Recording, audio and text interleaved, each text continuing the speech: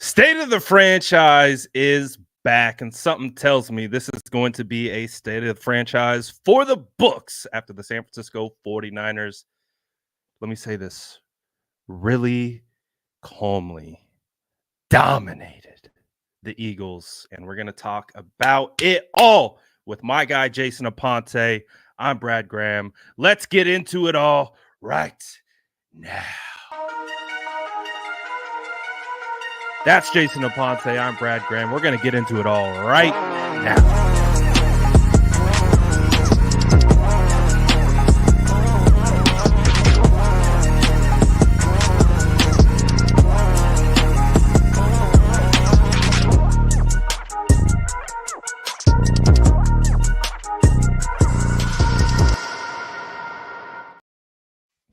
It's one of the best times of the week when the Sourdough Squad and the Spicy Squad come together for the State of the Franchise episode.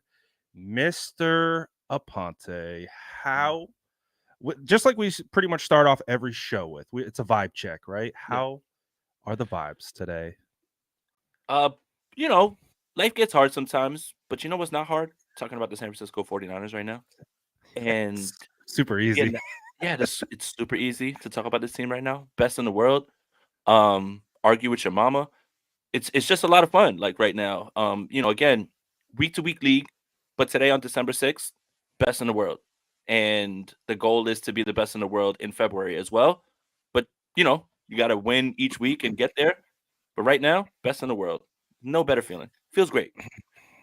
It feels so good because we spent so much of this year just talking about this Eagles game. I Right. mean, whether we wanted to, whether we didn't want to, whether we had to, whether we had to do response videos, whatever it is, like all the talk, all the stuff, obviously, it all starts with Brock Purdy going down in the NFC Championship game.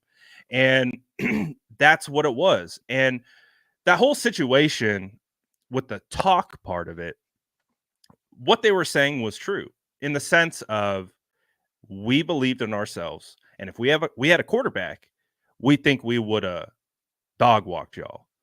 And well, guess what? Just like Hassan Reddick said, well, you guys get another opportunity to come line it up and show us what you're about. And the San Francisco 49ers took it to another level.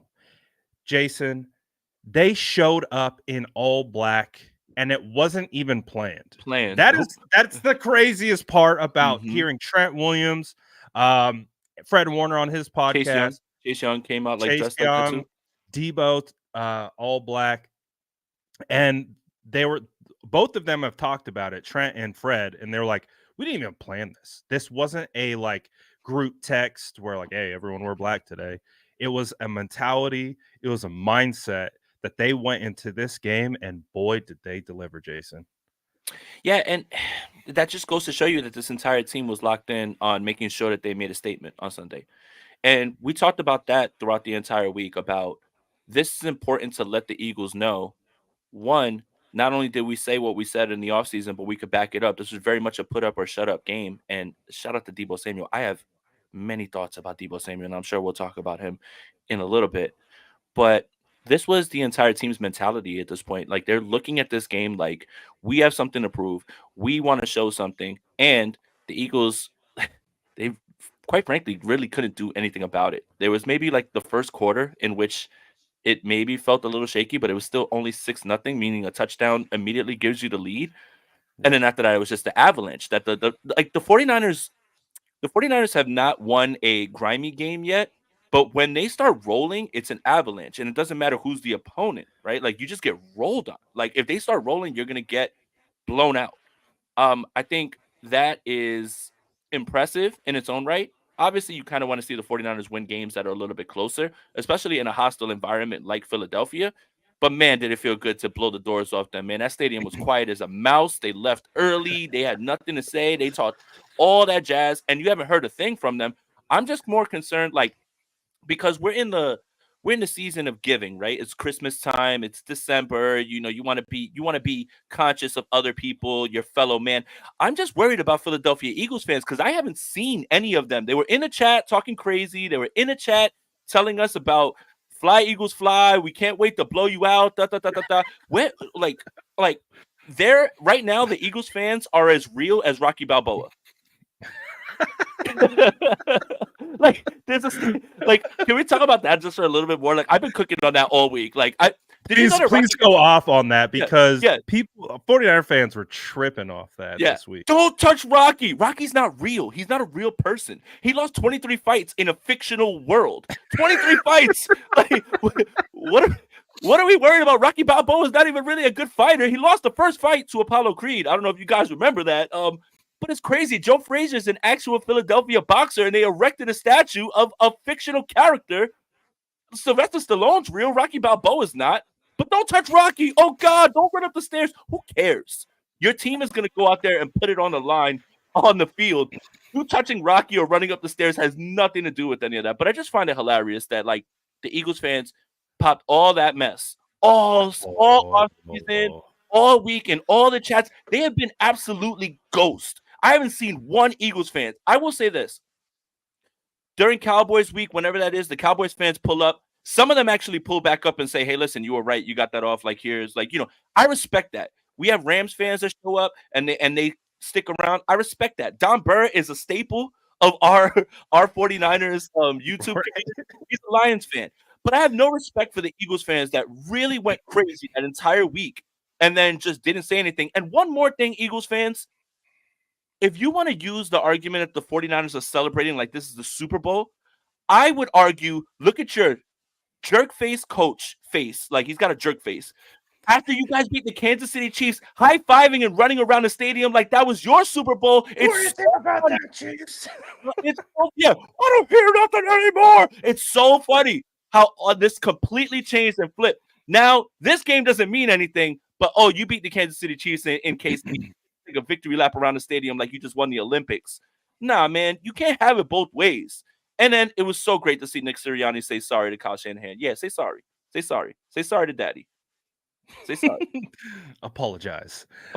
No, but to sum up pretty much everything that you're saying, it's like, yeah, a lot of the Eagles fan base is full of, for lack of a better term, bozos. Just a bunch of bozos. And that's I think part of the best part of it is they've had to wear it.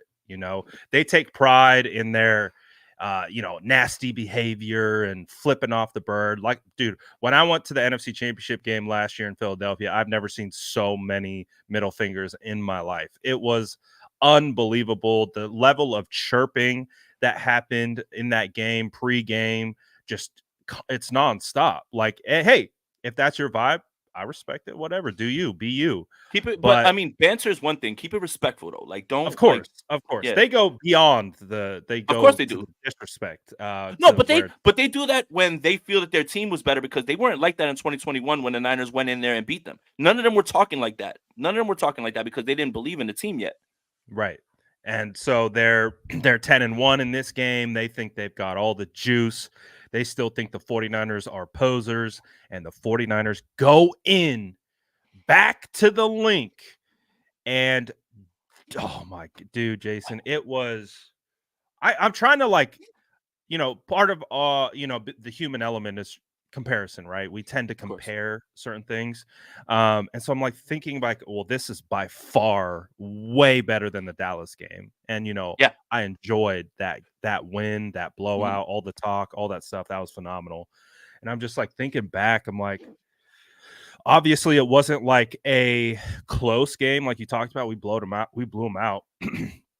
But I mean, just the monkey off the back vibes, like just being able to kind of break through that stigma, that cloud that kind of has been hanging over our head for almost a year. It just feels cathartic. Like that. I think that's the word that I just keep coming back to. It's like, and I think one of the things too is one of the talking points that I hear heading into the Seahawks, and we'll talk about the Seahawks in a little bit, but it's just the letdowns coming potentially. And, I think the 49ers, after that Dallas game. That's part of the reason why a lot of people are associating like, oh, they went so they put so much emotion and energy into this game that a letdown could be coming.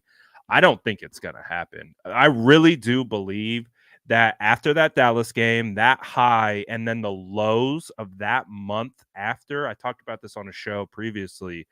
I think that month of losing and having an entire bye week to sit on it is going to be the adversity that they needed to go through to ensure that this will never happen again. And I think this energy is going to continue all the way till they get to the Super Bowl. Like that's why, like sometimes adversity sucks, and you're sometimes you're sitting there like, why are we going through this? Why is this happening? Whether in life, whether in your favorite team, whatever.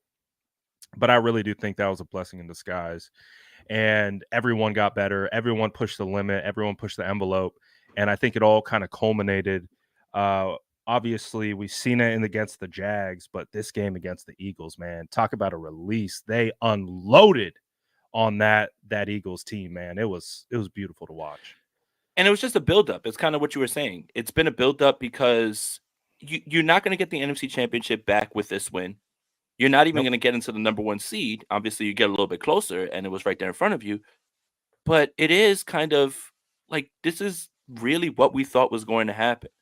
And let's look at this Eagles defense compared to last season, because I think that's kind of where we'll find the answer.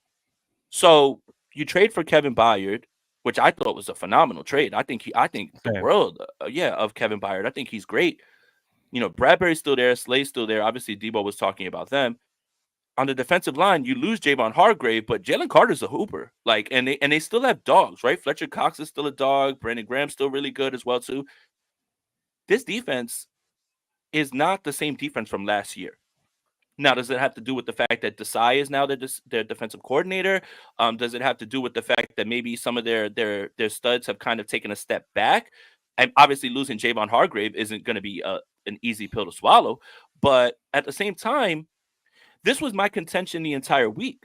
It's like, sure, your record's 10-1, but the last 12 quarters that you've put on tape have not been anywhere near the level that the 49ers have.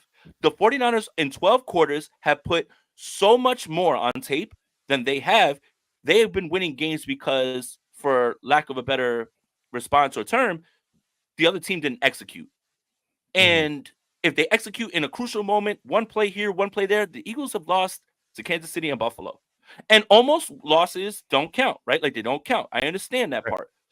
But it does contextualize why so many people were on the 49ers, because the 49ers have been playing better football overall. 4 quarters. They've been just over 4 quarters for the last 3 games, beating the hell out of teams.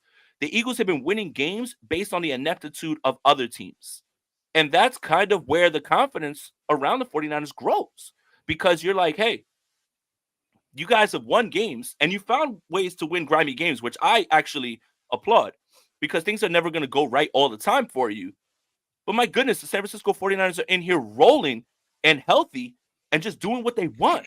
So what did you think was going to happen going into this game? Did you think that your defense, who had been on the field for 140 snaps the last 2 weeks, did you think that they were going to be built to slow down an offense that, when they get rolling, nobody really can at this point?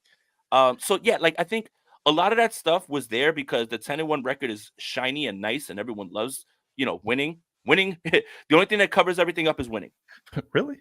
People like winning? Oh. People like winning. The only thing that covers everything up is just hashtag analysis, right? I'm really going deep diving. That's from last week, remember? Yeah, hashtag analysis right here. This is the deep diving stuff. But in the way that they've been winning, you still see those major flaws. You still see a team on offense that still it's either Jalen Hurts isn't fully healthy. I don't understand their game plan sometimes, right? It just felt like Jalen Hurts is just hanging out back there, oh, I'm gonna roll out here, throw it down the field, he's just kind of hanging out back there, and he just the majority of their success was on rollouts, him bailing out of the pocket, right? He can't go through progressions, right? And I think it was the great Robbie Gould that said, make Jalen Hurts play from the pocket and you can beat him. Maybe kickers do know something. But it's just kind of weird to me because the Eagles haven't really dominated anybody, put anything on tape. They just found a way to win at the last Right. moment or because of the other team. The 49ers are just straight. When they win, they're rolling on you for 4 quarters and they just beat you into submission. That's the difference between these two teams right now. Yeah, and we talked about that last week, right? We talked about the grittiness of them and what they bring to the table and their ability to just find ways to win. That's a trait that a lot of championship teams have, right? Like it might not be the prettiest, but if you can just figure out how to get it done in the end, that's ultimately all that matters, right? Because at the end of the year, all people are looking at is your win loss and are you in the playoffs, are you not, where are you seated, and how are you going to move forward. But I think you talked about it kind of at the beginning, where the Eagles defense actually started out as hot as can be outside of forcing turnovers. The 49ers had 2 consecutive drives where they go 3 and out. And I think it was 6 incompletions in a row, if I'm not Hmm. mistaken. Um, and what I do like, although it was an absolute butt whooping when you look at the end and the after the game, I do appreciate that the 49ers were on the road back in Philly and they started out probably the worst way you could have on offense in regards to just not doing anything. I mean, through the first quarter, right? They had negative yardage, like, so the San Francisco 40, because it was the Eagles were had 2 scoring drives, right? Where they only scored 6 points, but they were able to milk the clock. And so the game really started about as poorly as you could have thought for the offense. And what I do really like about that is the fact that when it's all said and done, this offense had -6 yards through the first quarter. This game was 42-19 in the end.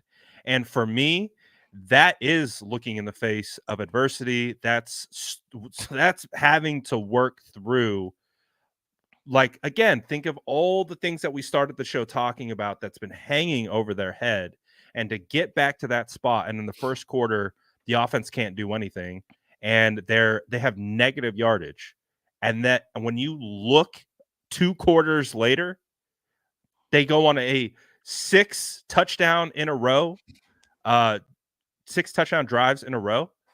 Dude, I Could have love been it. I seven, think, but Sam Darnold went in to just kneel the ball also. come on, Sam.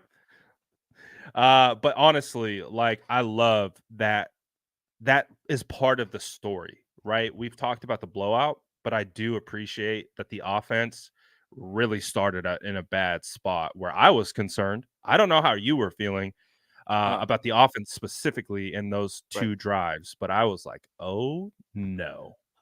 Well, so for me, I think it boils down to kind of what everybody was talking about what they wanted to do against the Eagles, which was throw the football. I think the chatter all offseason and going into this game was you're going to be able to throw the football on these linebackers, on Bradbury, even Darius Slay. You're going to be able to throw the football. So having that knowledge and knowing what was talked about all off season, it seemed like Kyle was intent on doing that because he has all the confidence in the world of Brock, and he has all the confidence in the world that his offense is going to be able to get guys wide open, right? So that's what I think you kind of saw in those first 2 drives because everyone's always screaming like run the ball, but we weren't I talking was about screaming it. running.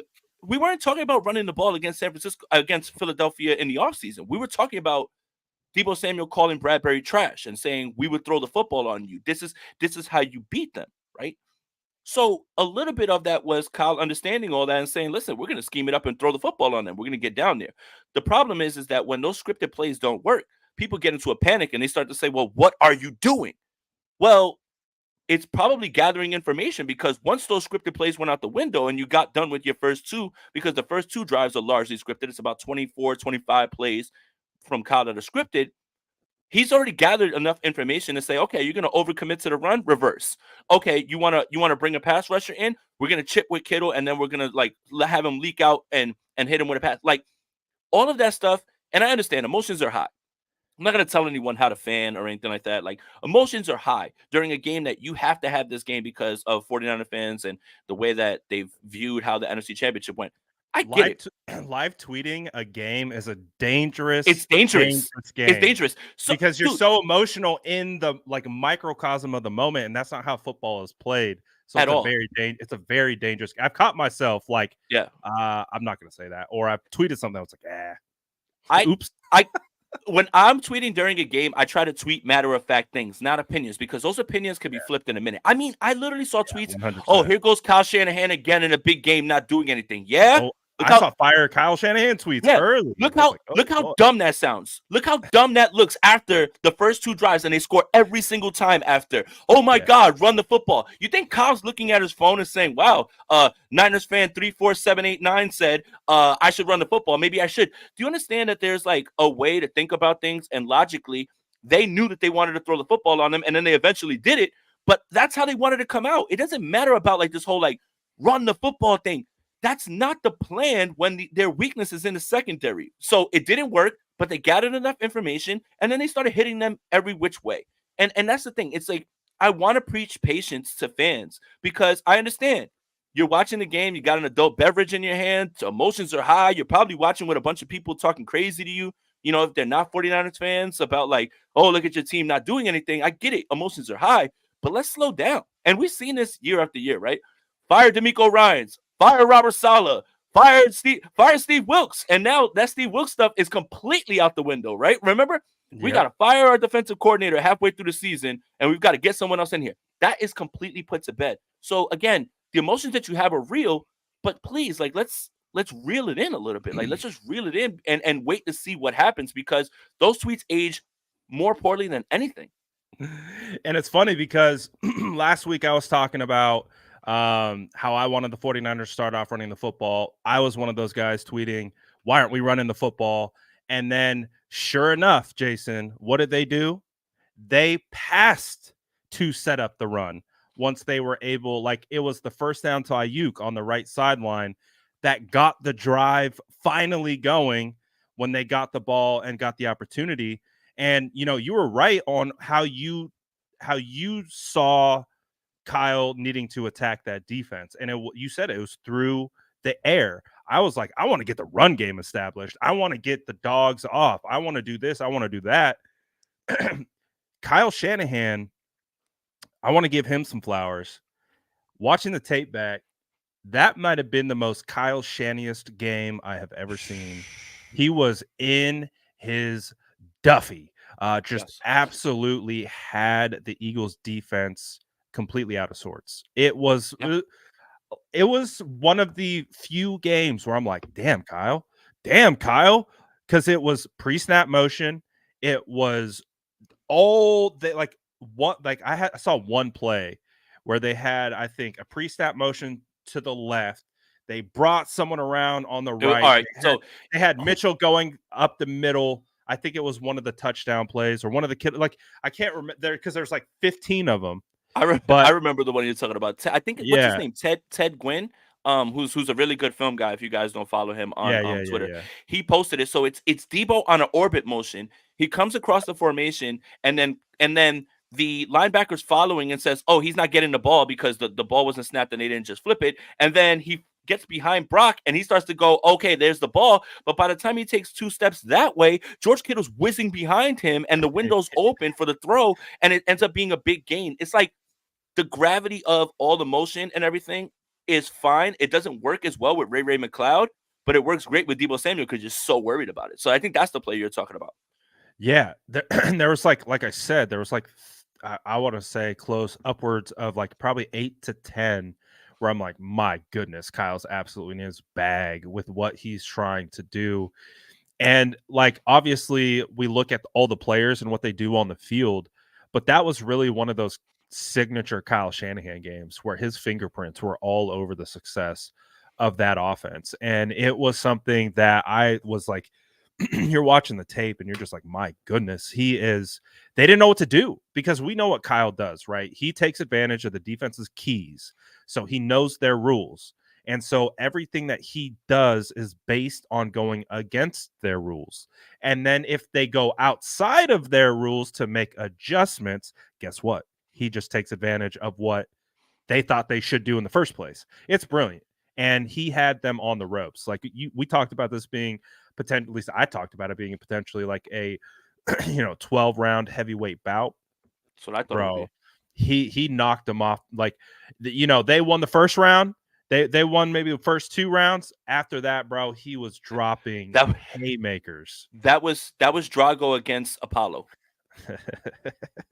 That was Drago against Apollo. Throw the towel! Throw the damn towel! That's what that was. And throw the damn towel! That's exactly what that was. That was Drago against Apollo. Yeah, I mean, we're gonna keep on with the Rocky puns because I think it's just so funny, man. Absolutely. So obviously, a big part of this is just kind of going through the game, giving the guys their flowers. I wanted to start kind of with Kyle Shanahan because he was the engine that, like, obviously his plays, his designs, the timing in which he called them.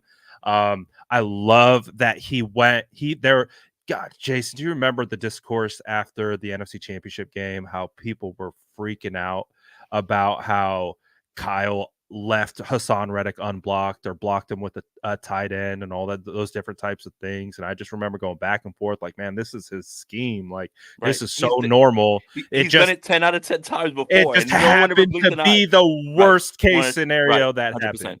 And everyone's like, no, this is Kyle. This is blasphemous. How could you use the backup tight end to block? He's done it 9 other times and you didn't notice it at all. It ended up being a big play, but nobody ever had any uproar about that. It was just because the play ended up being completed. It's like literally a 1 in a 10 shot that it would have destroyed Brock's elbow and ended the game. Like, he's done it a million times and it's on film. Yeah, and if I'm not mistaken, I believe one of the Deebo Samuel end around touchdowns, they didn't touch Hassan Reddick. And Hassan Reddick was like, oh, that's the point. Where am I going? It's to leave you unblocked. It's to leave you unblocked, and you're like, wait a minute, why are they leaving me unblocked? And by the time you start thinking, the ball's already past you. Like, it's much deeper than whatever it is you think, right? Like, you're sitting there and you're just like, why would you leave Tyler Kroft on Hassan Reddick? But what you haven't noticed is that it's worked 7-8 times in this past season. Like, and Kyle's run that like his entire time, all the time. It just happened to be in that moment, one of the worst plays. I never understood the outrage of that. Unless you're just upset that the quarterback got injured, and it's just like, dude, that was probably worst case scenario. It was, right? It was fluky. It was fluky. They're really upset that Brock got hurt because we know that ultimately that was the difference in the game. Because just like we saw, without the quarterback, 49ers lost 31-7. With Brock, they go 42-19, absolutely demolish. And I have it right here, so why not? This is the play that we were talking about. It'll be fun to watch. Hassan Reddick kind of in no man's land, not getting touched in his own head. And the San Francisco 49ers just getting after him. And so, like, what we were talking about was Kyle being in his bag, right? First off, you're going to see George Kittle basically do like a half motion. He gets his eyes on the linebacker. Are they following me? Nope, they're not. So we understand what type of coverage we're going to get based on that look, right? Then they bring Ayuk across the formation. Now everybody's moving. And, look at the linebackers. Look at the safeties. Then you get Kittle back across the formation. This could be a handoff to Mitchell up the and they've middle. got numbers on that side. They could. They could have ran that. If they would have run that, he would have had a nice gain, maybe even a touchdown. Exactly. And then here is Deebo. Oh, look, Hassan Reddick unblocked in a blender. See ya, pal. I wonder, what about Boo-Hoos? What happened to Boo-Hoos? Where's the ball? Where is it? Where is it? Who's got it? I can't see. I'm blind. And then you have George Kittle doing George Kittle things, getting blocks, and Deebo Samuel scoring touchdowns. Too easy. That mess. Too easy. It's the little stuff like that is when everyone's like, well, what makes Kyle a genius, right? It's that little stuff right there. Like, you see George Kittle, he's identifying the coverage with his motion, and that's really what Kyle Juszczyk is there for as well, too. That's why if you see him go in motion and nobody follows him, then that's kind of the way they identify. And then it's just, you have so many weapons. You have so many things that you need to pay attention to. Okay, is this a handoff to Mitchell? Is this one of those throwbacks to Kittle? Are they running play action? By the time you're trying to register all that, you're not playing fast and you're not just reacting.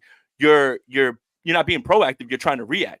And when you react, by the time you figure out what's going on, like Hassan Reddick did, you're already on skates the other way, and Debo Samuel's past you. And it's the little stuff like that. Wait, I got him. Wait, where is he? Who's got the ball? Like, that's the thing. And then you've got to give credit to Brock as well too, because he sells it so well. He sells it Oh so god, well. Like it's so it's good. it's hard. Like the camera gets faked out at times. But imagine being someone who's trying to react and you're already in your head, like, oh God, here comes the motion. What do we do? And again, this is the gravity that Debo has, that it makes it so hard to key in on anything, because you are way more nervous when Debo Samuel is in motion than you are when Ray McLeod. And I've got a strong take about Debo Samuel in this offense. He's the heartbeat of this team. This team goes the way that he goes. Him just being on the field and causing that attention, even if he doesn't have a big game, even if he's not really touching the ball a lot, those motions you've got to respect much more than if it's Ray McLeod or if it's someone else going in that direction. You have to watch him so much, because if he has the ball in his hands, he's so explosive Yeah, that it just opens everything else up. This offense, I wrote an article about it too. Like I did the splits with Debo, without Debo. And I posted his numbers, right? His numbers are modest for, 2021 Debo, who had the team in the backpack. But this team goes as he does. The attitude flows through them, the physicality flows from him, and everything, and this whole team gets it. But that little motion and that stuff, like that little stuff right there, and the attention that it brings to it, it opens things up for everyone else. Christian McCaffrey is having an incredible season. He's on pace for 2,000 scrimmage yards. But I will stand 10 toes and on business that this team needs Debo Samuel every single week, and he is such a force in terms of attention and gravity that you really can't quantify it, other than like this team just takes it to another level when he's on the field. dude, Debo proved you so right this week. It's unbelievable because we Oh talked yeah. about this last week, right? We kind of Oh yeah. like, I was like, which wide receiver is more important, Ayuk or Debo? And I was like, it was a hard question. I wasn't Mm, definitive at all. I was on the fence per usual, but it was like, I was like, I'm leaning Ayuk, and you're like, I think it's Debo. yeah. And when you watched that game plan, and just like you discuss, he's the defense is so clued in on him when he's on the field because he can get the ball behind the line of scrimmage that it's almost like they freak out when he goes into to run a route or something. Like they're like, obviously they're like, oh, Debo's on the move again behind the line of scrimmage. And that orbit motion thing that they were doing, it was like a reverse orbit motion. I don't even know what to call it, where he's coming across in front of the formation and then dips back around. Um, Dude, Kyle had them in hell with that. They did not know how to respond to it. And I love what Nick Bosa said today. He said, I hope Dallas watched that tape because we showed the recipe for how to cook Brad those birds the right way." Bradley Yes. exposed. Oh, they got Is that the so word? exposed. Is that the word? They got exposed so bad. Exposed. Oh baby. It's so it's not like, "Oh, we beat you by 10 points, you got Nah, exposed." nah, No, they got nah. exposed. And Every weakness got exposed. And all those yards that Jalen Hurts threw for was when the game was well out of reach, right? Like you're like, oh, AJ Brown had 100, whatever it was. Dude, that game was over. They were just everything that the 49ers wanted to do on defense was keep everything in front of them and not allow big explosives. Okay, like we'll give you, the quick throws, and we'll give you some of that, right? Like, but other than that, you're not going to get any explosive plays over us. And like that's the thing, is like Jalen Hurts was pressured a ton, but so many of those pressures are due to the secondary. They were just due to the secondary. There was nothing there for him to get to, so he Yeah. just moved around Yeah. and he just got outside the pocket and just tried to either throw it away or just hope that somebody comes open. But there was nothing there for him. And I think, again, going back to kind of the criticism on Hurts, is make him read the field, make him go through progressions. Everything that they were dialing up last season is based on RPO and is based on quick throws and a definitive one read. It's not 1, 2, 3. It's okay. You can put the ball in the belly, but if you think that you have the matchup, then pull it out and throw it. If not, just hand that thing off, or if not, take off. Like the options that they give him are not in progressions; they're in the run game. And if the throw's not there, then don't And take get it. it We trust your in the legs. pocket. That's it. And that's the way that they created those throws for him. He's not a 1, 2, 3 quarterback, and that doesn't mean that he's not a good quarterback. but that's how you are supposed to attack him. Like, you have to make sure that you keep him contained. You're not Yep. allowing him to kill you on third down with his legs. You don't want to get them in 4th and 1 because they're going to go with that stupid tush push that even Marcus Mariota made work when he was in the game. But from the pocket, that's where you want Jalen Hurts to operate, and you want to make him go through those progressions because he has a difficult time with it. Yeah, when you allow Jalen Hurts to get outside the pocket, he is dangerous. He had a phenomenal throw. His touchdown to Devonta at the end of the game was a phenomenal throw. It was a little too late, but yeah, you could see him having struggles within the pocket. And then what was really cool about it is the defensive line was forcing him up into the pocket because they were getting around the corner with the speed rush, and they forced him into guys like Kinlaw, who had 2 sacks, into Shout out to him. Clyde Davis. Can we talk who about had that real quick? Sack. Yeah, Can we talk about that real quick? I'm like 93. We talk about anything. No, I'm like 93. Who on earth? Who's that? I'm like, it just happened to be DJ his Jones? first game. Yeah, I was like, wait a minute, when did DJ Jones come back? It's just funny, like, again, we know who Kalia Davis is, but man, it's crazy to see him show out like in his first game. Oh my God. Yeah, I think about it. No, you know what's funny is I love bouncing ideas off what I think the play is. And there was a play up there. I think it was the one where Kittle kind of chipped a little bit and then they threw the ball out to him. And I love the back and forth with Rich and I. Like, hey, Rich, like, am I seeing this right? Like, is this? And he's like, and I love how like he corrects the hell out of me, right? Like, he just goes crazy and corrects the hell out of me. He's just like, no, he's got to get over to the 3, man. He's in a blender. Like, I'm just like, all right, bro. Like, I'm sorry, I was asking a question. Shout out to Dad, man. He's always cooking me. Oh my God, I love it. So good. And anytime we can get a Rich impression on the show, my day is made. You got it. You got to slam dunk that. That's a lob off the glass. Absolutely. He's got me. I'm so happy. I don't even remember what we were talking about. What were we talking about? We were talking about Jalen Hurts and going through progressions, and then we got onto Kalia Davis, and we got onto defense. Right. Okay. Yeah. The point being is, I'll just bring it back to the defense, I guess, because we talked a little bit about Kyle Shanahan. We talked about how he was cooking, and we'll kind of bounce around. We're just vibing. But I gotta give so much freaking credit to that defense, man, for keeping the 49ers in that game. That game could have spiraled quickly. 14-0 with the way that offense was looking. They didn't hold them to those field goals, man. That could have gotten real ugly. I mean, who knows? Maybe it looks more like a comeback win more than it kind of looks like just a flat out blowout, right? If they score 14 opposed to 6. We could spin a narrative, though, that Brock Purdy came back in the game. Oh, we can spin? Oh, I already spinned it. I've already been spinning that. So let's spin it. I don't want to hear that Brock Purdy can't come back. He erased the 6-0 deficit. 6-0? 6-0. He erased it. Erased it. Stop playing with my quarterback. That reminds me of that video that Jordan always posts with the last shot on the line. Who are you going to give it to? Iguodala. I want Iguodala.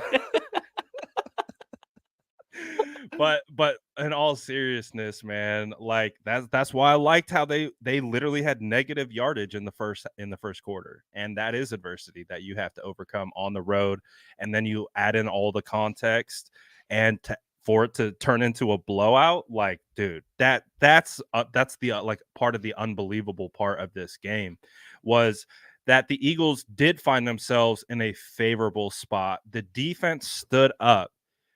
I mean, you were able to get AJ Brown going on some slants. Smith was able to get going on some stuff as well. But AJ Brown, who I would say took a little shot at some 49er secondaries, but because I want to spin that narrative, and I'm going to do it. He did, but also AJ Brown, scoreboard, pal, scoreboard. What the hell is wrong with these? Like, what happened to all this boohoo talk, man? And you know what's crazy? I was just about to say that. Right? Eagles fans and their players, take it like a man. You lost. It doesn't matter. What happened? Right after the Super Bowl, AJ Brown and the Eagles are crying about a slippery field. Right after this game, now AJ Brown is like, oh, throw me the football. Like, who's on me? Boo hoo. 42 to whatever, how many points you scored. Get worked. I'm tired of like everybody like trying to paint the 49ers as complainers when all these dudes have done is cry after every single loss. I don't understand. It's like projecting, right? It's projecting onto other people. Like, Yeah, oh well, I they like were that crying. No, you're crying. You've been crying. You've been crying since the Super Bowl's over. And then when you lost the Super Bowl and you were crying about the field, you went back to talking about the 49ers. And now you got your boots smoked. Like, you didn't just lose. Like, you got your boots smoked. And you're still out here talking about, oh, look who was covering me. Scoreboard. Scoreboard. Take your own advice about when 49ers players and fans were complaining about obviously losing their quarterback. Be quiet, be humble, take your loss, and move on. I'm just, it's insane to me that the Eagles players and fans talk all that mess about whiners, or, the 40 whiners. I'm like, grow up, bro. That's like a second grade insult. But look at you. All you literally have done is cry after every big loss. I don't understand, Brad. Make it make sense. dude. I had a Eagles fan drop into. I think we were doing a film breakdown, and he was just talking crap about us whining after losses, and I'm like, what? What? That's What are you you. doing? Like, it's That's like, you. what are you doing right That's now? you. Like, he's like, well, remember when you lost this game? I'm like, pal, you lost the Super Bowl last year. And what Well, happened? well, And all you did was cry after. it's like, what are we talking about? But again, I got it on the screen. If you didn't see it, AJ Brown posted this meme in one of his carousel posts after this game that says, "Do you see who was guarding me? Throw me the ball." Well, Jason, the San Francisco 49ers did throw him the ball. I 2 times pop out in the end zone where Charvarius Ward was absolutely on clamp. Just now he gave up some stuff over the middle, but I mean the epitome of bend but don't break. And I Yep. think as long as the 49ers defense can do that, bend but don't break, that's exactly what this team needs right now. As long as they're not giving up touchdowns and this team is scoring 30 plus points on the offensive side, dude, it's gonna be so hard to stop. And Charvarius Ward was starting to get a bad rap, I think, there for a little bit. And I couldn't be happier for the way all these DBs are playing. I even got, I think, Throwback says, how impressed were you with the offensive line? We'll get the offensive line a little bit. We talked about the defensive line. Says, I was very impressed with the D line. Came 46 press. I can't hear you. I think, did you go mute? Yeah, my audio cut out. I don't know Yeah. why that happened. Yeah. Uh, but he also says Ambry Thomas deserves his flowers, dude. Oh, yeah. Ambry Thomas, Diamador Lenore, and as well Charvarius Ward from again. If we're gonna sling the heat, we also got to give them their flowers too. 100%. Like, and these guys, they were a concern earlier on, a little not like, oh my gosh, what are we gonna do? It was just like, oh, we're seeing some things that are kind of worrisome. But my goodness, those dudes have been balling. They really, really have. Dude, and again, if we're going to give the defense flowers, you got to apologize to Steve Wilkes. Yeah. Apologize. Just, I don't even think I talked that much crap, but I apologize, Steve, if I did. No, not you. Not No, you. I'm taking the opportunity. Yeah. To stand on business, Jason. Yeah. Like, standing on business. I critiqued them for sure. Yeah. Because we were watching the tape. I was like, why are we doing this? Doesn't Yeah. make sense to me. And whatever light bulb went off, thank goodness, because they figured it out. Yeah, and the biggest adjustment is, and in this game, I'm not afraid to say it. Secondary is covered up for the D line. Those pressures, if 46 go to the D line, after watching the tape, more than half of them go to the secondary because they were covering.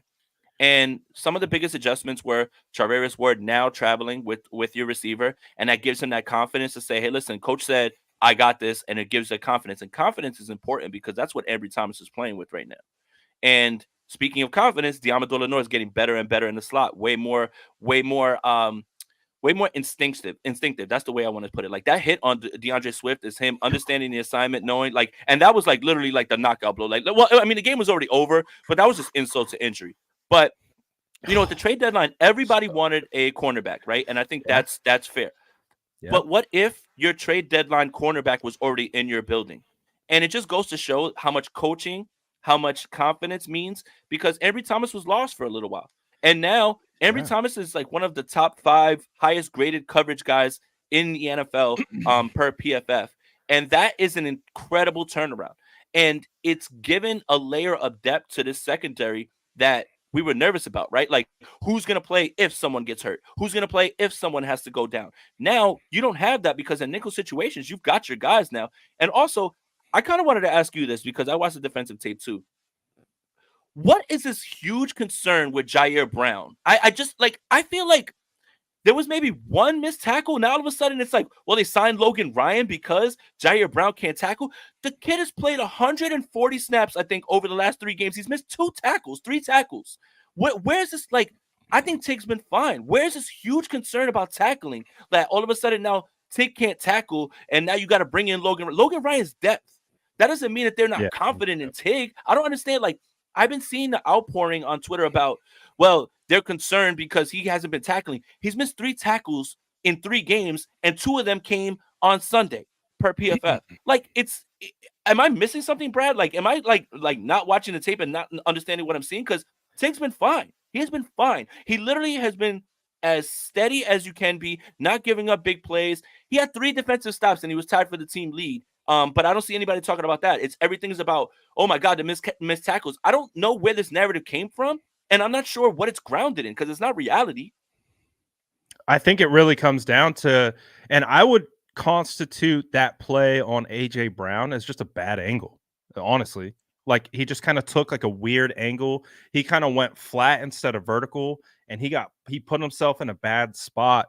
So I can easily see why he missed that tackle. And how he can correct that in the future. Like, there's nothing that I've seen from Jair Brown on tape that would indicate to me that he's a concern. And not only that, but he had one of the better tackles on the day, on AJ Brown on this very play. You're gonna see Tig right at the top of the logo, and watch him sniff this thing out and just drive his shoulder right into AJ Brown. We talked about his closing speed last week. That's a big Look boy. who's there. That's a big boy. Yeah. AJ, how often do you see AJ Brown falling backwards? Like, right. It just doesn't happen. And it's like, we can all, and this is a great lesson for anyone who is interested in actual football evaluation.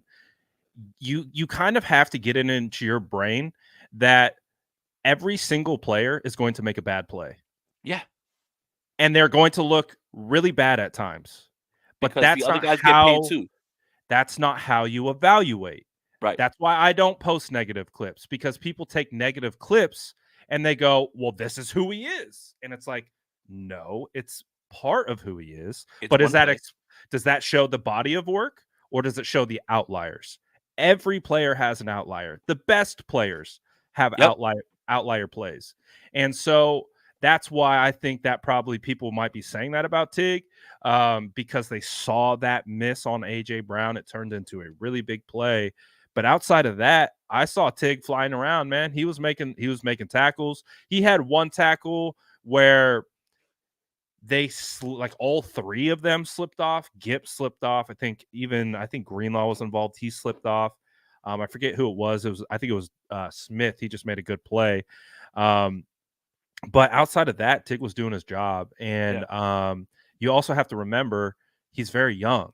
And that's when I look at that missed tackle, I look at that as him just being like deer in the headlights. Oh my gosh, AJ Brown is running at me, and I got to tackle him. Like, this dude he's still young. It's going to take time. So that's why it's like, when you're evaluating, and like, you can kind of talk about this with Ambry a little bit, talk about Charvarius, Diamador. They play positions where you're going to look silly. It's not a matter secondary. It's a selfless job. Yeah, it's like O-line. You're going to look silly. Doesn't matter who you are. I've seen clips where Trent Williams looks silly. He's the best tackle that I think has ever played this game. But it happens. Yeah. And so you can't look at the small negatives and build your narrative off that. Right. That's what people do. They take the negative outliers, build a narrative. This is who he is. This is the type of player he is. He's trash. He's garbage. Get him out of here. Yeah. So with Tig, I don't see the issue. I see a young player finding his footing in the secondary, but I see the potential. that's the most important part for me is I see the potential he brings. Isn't it funny, Brad, that when Hufanga went down, and I wasn't trying to downplay his loss. I said that Tig and him, their skill set is so similar. Yeah. Playing downhill, playing fast, a nose for the ball finds them, and obviously in the first game that Tig plays in, the ball finds him, right? Isn't it funny that when we were evaluating Hufanga early on in his career, right? Like before, remember Tart was still there as well. The Mhm. concerns were he's got to clean up those angles. He's got to stop missing tackles. He's getting beat on certain plays. It's like, guys, they're That's the pretty same. funny. I didn't think about that. Yeah, they're like the same guy, right? Like they're the same guy. Their skill sets are 100% the same. And the goal is next season, whether Tashawn Gibson comes back, who's actually been fine as well too. I think we stopped saying it. We don't ever mention Tashawn Gibson, but he's still a veteran leader and a guy who knows his job He and makes is plays there. when he needs to. Yeah, He's and he's the great. anchor, right, on the back end. Yeah. But yeah, this looks like it's going to be Hufanga and Tig going forward, and you're going to have two heavy hitters, guys who play fast and downhill, who have a nose for the ball, and they kind of mirror each other. And you're going to see all types of exotic things when they're both going to be on the field. Like meaning maybe Hufanga's a single high, and you're going to bring Tig to the line of scrimmage, or you want to switch it up and you want to show different looks. Those guys are going to play so well off of each other going Yeah. forward that the 49ers are just in great hands when it comes to that. Nice to see a third round pick, be somebody, hey, Embry Thomas is a third round pick too. So let me shut up about that, right? Nice to see 2 third round picks actually contributing to this football team. It's a beautiful thing. Don't leave Don't out do it. Jake Moody, Mike. That's all. I knew it. I just all right, man. Look, all right. Look. Ever since Is this the Minnesota, he kicker hasn't missed a segment kick. of is this the Yeah, kicker that's it. All right, segment of no. the show? Ever since I want to say something nice about Jake Moody. I want to make sure I get it out. Ever since the Minnesota game, he hasn't missed a kick. Thanks, kid. Oh, well done. I love that. I love that for you. Hey, like I said, did I say last show? I think we gotta stop playing with Mitch Wishnowsky. He didn't have to work too much in this game, but man, he's been really good, huh? Dude, I posted a video talking about how the San Francisco 49ers have 16 top 10 ranked Pro Bowl vote getters. Yeah. And when we got to Mitch Wishnowsky, I think it was like number 7. I think he's ranked. And in part of my analysis of it, I was like, man, Mitch is playing lights out when Jason Aponte gives you your flowers as a punter. I was like, that's how you're 100%. killing it. I was like, he's too low. He needs to be higher. We have Jason Aponte giving him compliments. That means this is too low. He's playing at an elite level. Brad, you know what's funny is I if I'm not mistaken, you and I get the film at the same time, right? In the same way? Yeah. Okay. Yes. So when the film comes in, right, it comes in by the week. And obviously the Thursday game's already loaded, but every other game starts to get loaded up. And it goes 49ers O against Philadelphia D, 49ers D against Philadelphia O, and then 49ers kick. So like there's a whole file just for it was very short this week, but I ain't gonna hold you. I've been actually watching like Mitch Wishnowsky punts, and I'm just like, whoa, I'm like, oh my God. Look, this is how good things are rolling for the San Francisco 49ers. We can give the punters love, man, even when they never have to work, right? Mitch had 2 punts, and then we didn't hear from him again. Like, he just wasn't on the field at all. Like, but I mean, preferably that's how you want to get it done. But hey, man, look, it can't be that your narrative blinds you from objectivity. So again, not in love with the 4th round pick, but man, is Mitch Wishnowsky hooping, and I'm sure everybody's gonna like clip this and run to Twitter and be like, look, we got him. Ladies and gentlemen, you know who's the worst with that? You know who's the worst with that, Brad? Jordan Elliott. Oh, amazing. Jordan Elliott literally is like, get worked, Mitch boom punt, and like he'll like, the reason that I don't see it is because I muted the words Mitch Wishnowsky and Jake Moody, so I don't see anything ever about them. But Jordan Elliott is such an instigator. Shout out to NBC Jordan because he's just stunting on us now NBC Jordan because he's like media now. He's too good to like hang out with us on shows anymore or even jump into the chat. Rich says only sickos grind special teams tape. That's the level where Aponte's at right now. Yo, but Rich, I'm just trying to understand all the nuances and everything of football, right? Like I want to get to it all, man. And it's all about the different angles of how you hold the ball, where the foot placement is. If you think, hold on, If you think I'm sick, Jordan Elliott has a whole thread of, and he calls it Mitchapalooza from Old School, right? Mitchapalooza, like he's got his He face has a on Mitch thread. I have not a seen Mitch this. thread of all his puns. If I'm sick, Oh no. that man is in a hospital bed sick.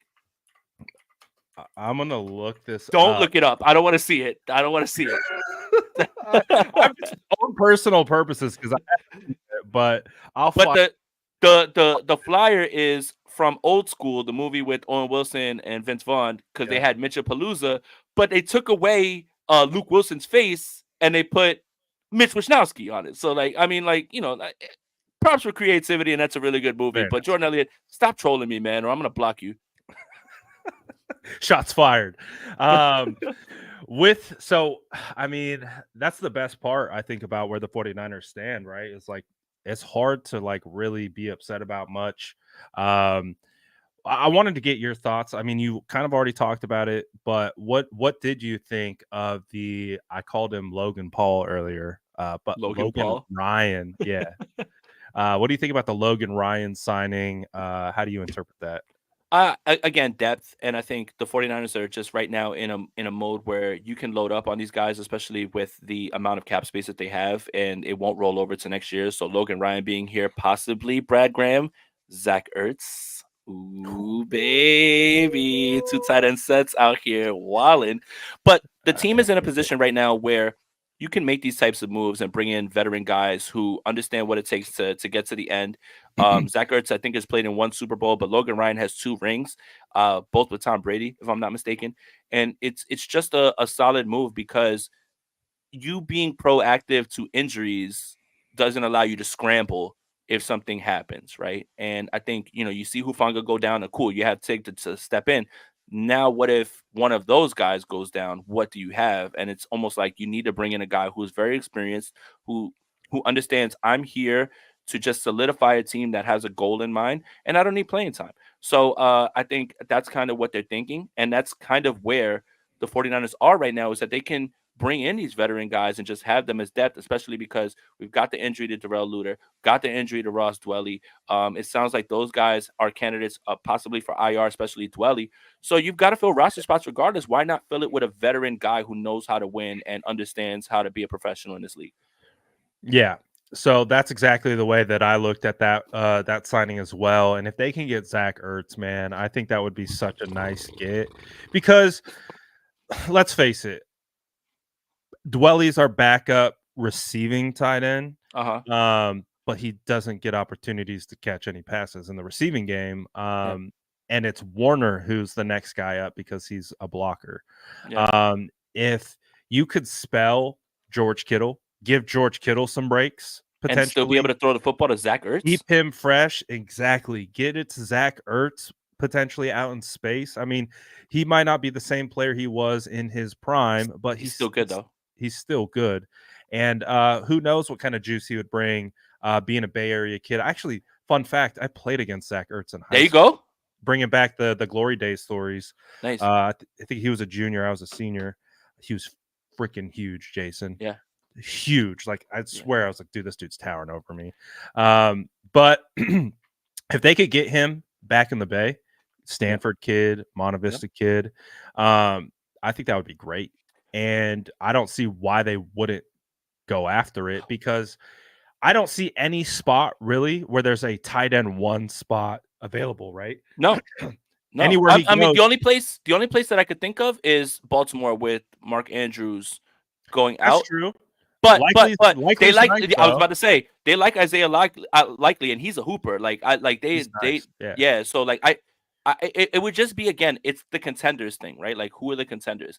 And if the 49ers don't land him, it's not because they didn't ask, about him or anything like that. But I wanted to ask you this, Brad.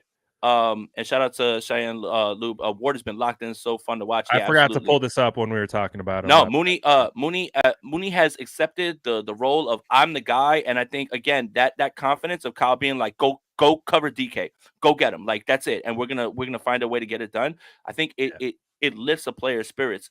But I wanted to ask you this, Brad, about the two tight end sets. I feel like Kyle has like dreams of a two tight end set, and the way that I justify it, and the way that this is the data point that I'm gonna use, Jordan Reed. Like you literally wanted Jordan Reed to be here so you could have Jordan Reed and George Kittle at the same time. And Jordan Reed's not a blocker. You're not going to use him in that way. You're going to use Jordan Reed to be a receiver. You want to cause matchup problems. There is Kyle wants that so much, and I think the Jordan Reed thing tells you more about what he really wants to do at times. And it would just be an embarrassment of riches if you're running the personnel where you got two tight ends, you got Debo, you got Ayuk, and you got Christian McCaffrey in the backfield. What are you going to do as a defense? Who do you slow down? One of those guys is going to spring open, and the way that Brock's playing right now, in terms of diagnosing pre-snap and then being able to get the football to guys afterwards, it's in a place right now where Kyle is just like a kid in a candy store. And he's just acting up. Like at this point, we've never seen an offense operate like this under Kyle Shanahan since the Atlanta offense that went to the Super Bowl. And that is something that's insane to think about, because when you look at those weapons, I would argue the 49ers weapons are better than all of those weapons that Atlanta had. And I love Julio Jones. I think Julio Jones is singularly in that season a better wide receiver than anybody the 49ers have right now. But other than that, You're not Taylor lying. Gabriel, Austin Hooper, Tony Sanu. Gonzalez, Sanu, like those guys aren't the 49ers weapons. Kyle right now is being able to do whatever he wants, and allowing him to get another tight end and run two tight end sets, even though they don't run them as much, it's just another headache for this defense that's facing you. So I just want Kyle to be happy. And I think he needs to be happy with another tight end that can be out there on the field with Kittle. And I think that's the way to his heart.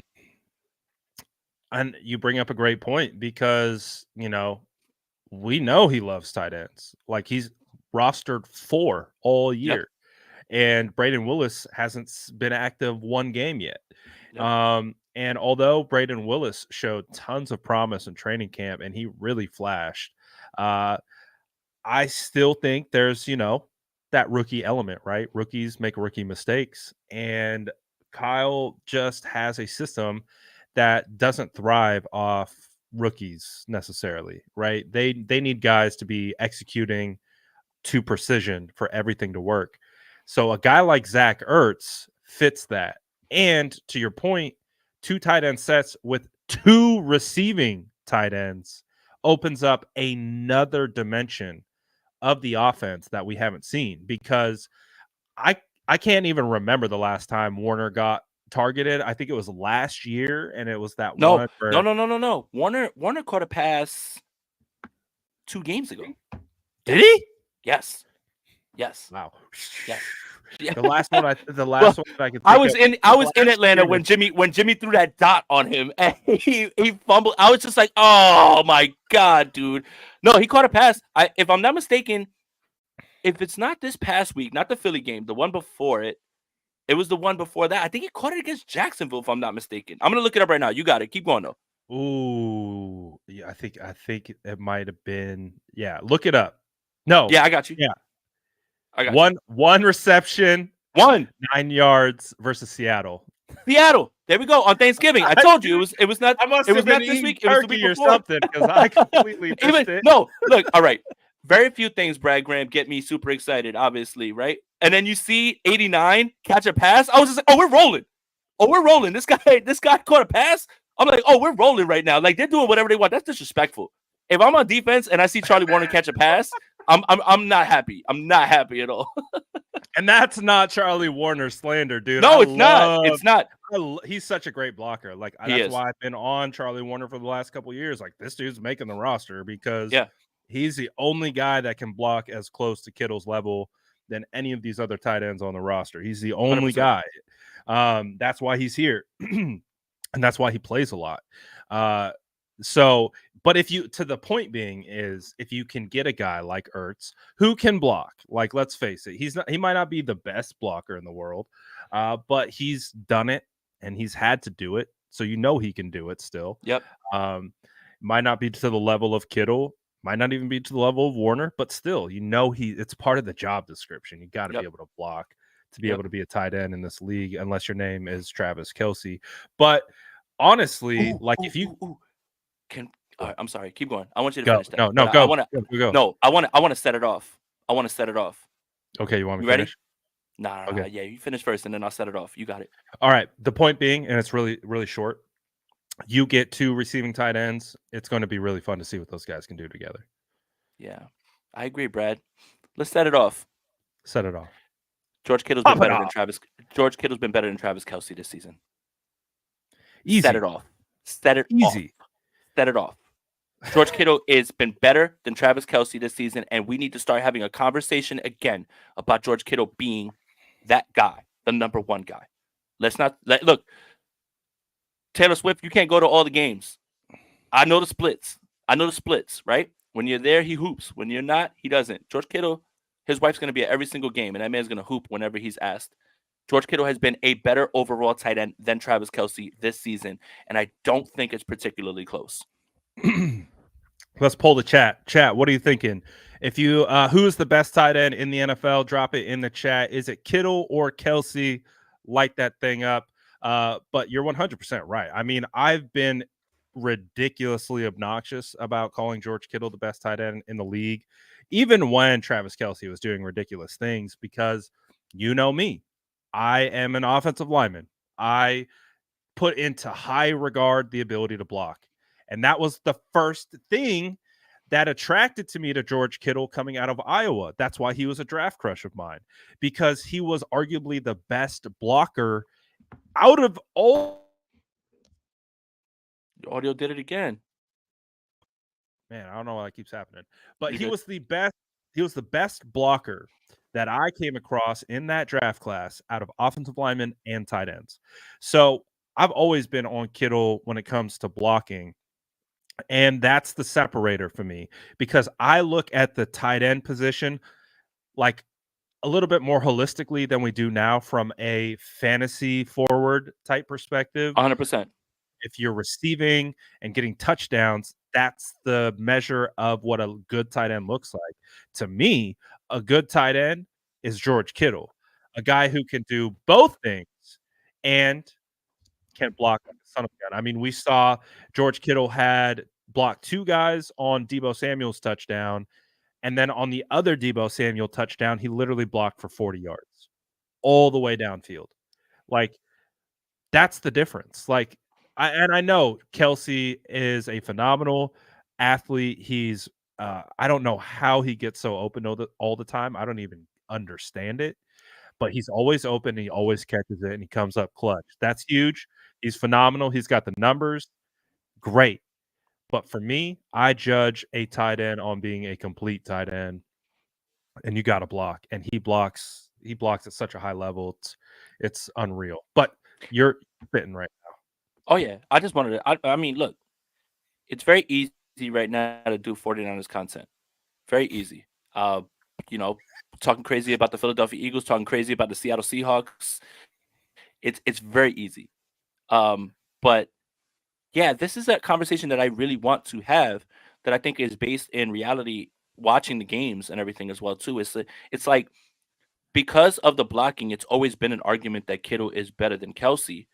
But I don't Yeah, think always in been my argument. certain right, but I don't think in certain years that has been enough to push him over Kelsey. Right? No, Like he didn't get the certain years, targets. right? That's what I'm saying. Like in certain years, it wasn't enough to say, "Hey, he's a better blocker," which I think Travis Kelsey also gets kind of crapped on a little bit about his blocking. Like I think he's gotten better. I think yeah, he's gotten better.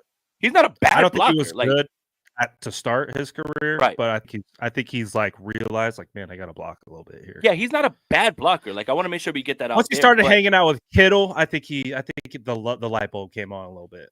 A little bit. But I do think that this season, based on everything that we're seeing, and I know the numbers probably won't bear it out. I'm sure that Travis Kelsey has better numbers, better, yards and probably catches, because he's like their number one receiver. But I think that the argument this season is much more valid that Kittle is better than Kelsey, especially with like the talks of like Kelsey ramping up for a retirement sooner than later, right? Like he's been going through these things, and it's like, man, it's kind of what we were saying about Kittle. It's just like, man, he's injured, sometimes. But I think this season, it's much more valid than it's ever been, aside from the season in which Kittle broke the tight end record that Kelsey broke like the year after.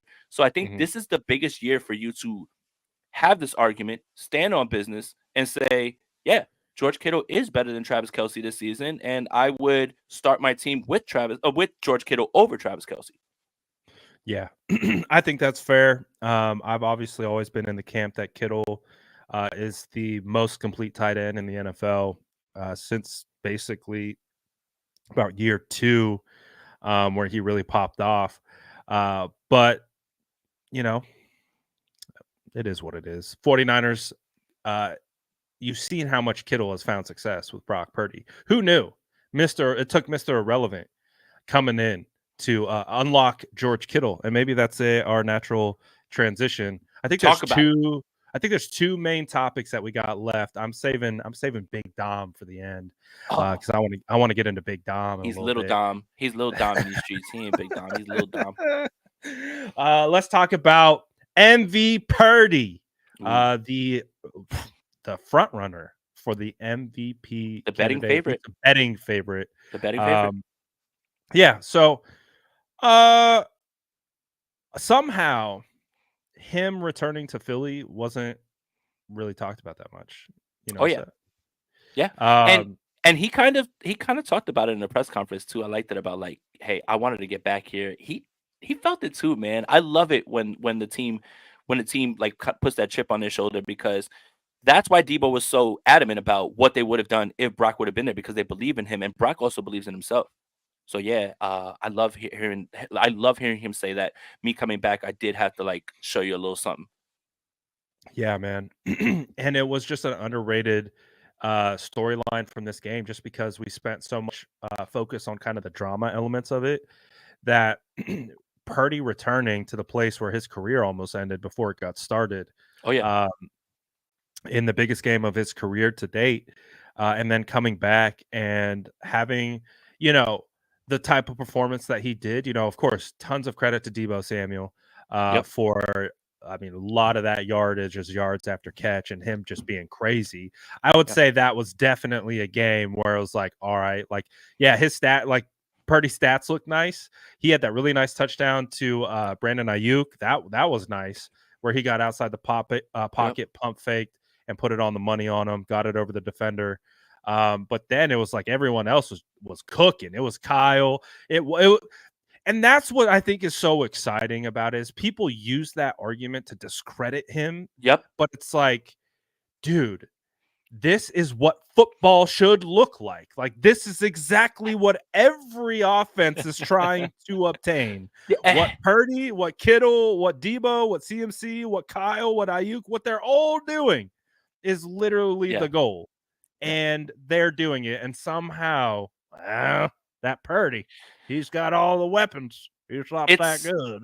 it's hilarious to me. Brad Graham, I'm not a head coach, not an offensive coordinator. But it's so funny that the idea of getting the ball in the hands of your playmakers and letting them make plays is somehow now an issue, as if every single football team that plays in the National Football League doesn't try to do the same exact thing. I guess aside from the Atlanta Falcons, because Arthur Smith hates Kyle Pitts and Bijan Robinson.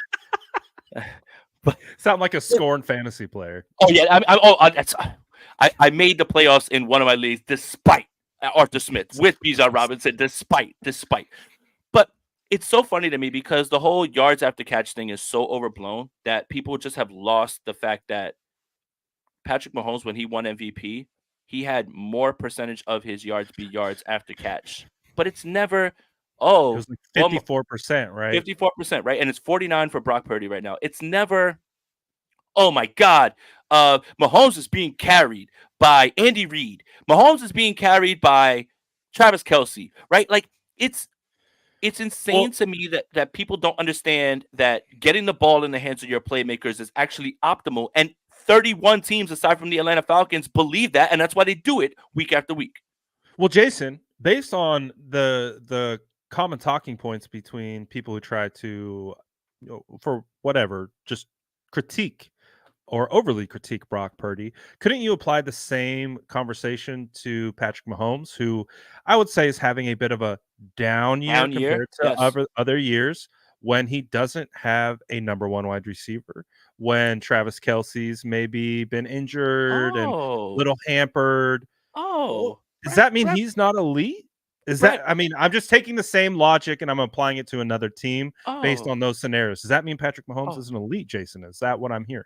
Well, it's just funny how I want to make sure I say this clearly. Patrick Mahomes has built enough equity in this league because he's won multiple rings. Let's not get it twisted. Like, let's not get it He's the twisted. best quarterback in the league right now. Easily, It is easily. what it And is. I think again, if you're starting a team right now and they like release everybody like for fantasy football It's and you Patrick have the Mahomes. first pick, he's number one pick. Easy. But but it is kind of funny to watch Patrick Mahomes literally do Patrick Mahomes things, but when his players don't make plays, MVS, Sky Moore, Kadarius Toney, right? Like those guys. And I just want to make sure I get this out there. I was high on Sky Moore. I thought he was going to be really good, but it's just kind of funny to me that now, because he is Patrick Mahomes and he's someone who is like doing things like getting into the league and winning, He's MVPs got and the Super Bowls. equity. He's got the Right, equity. he's got the equity.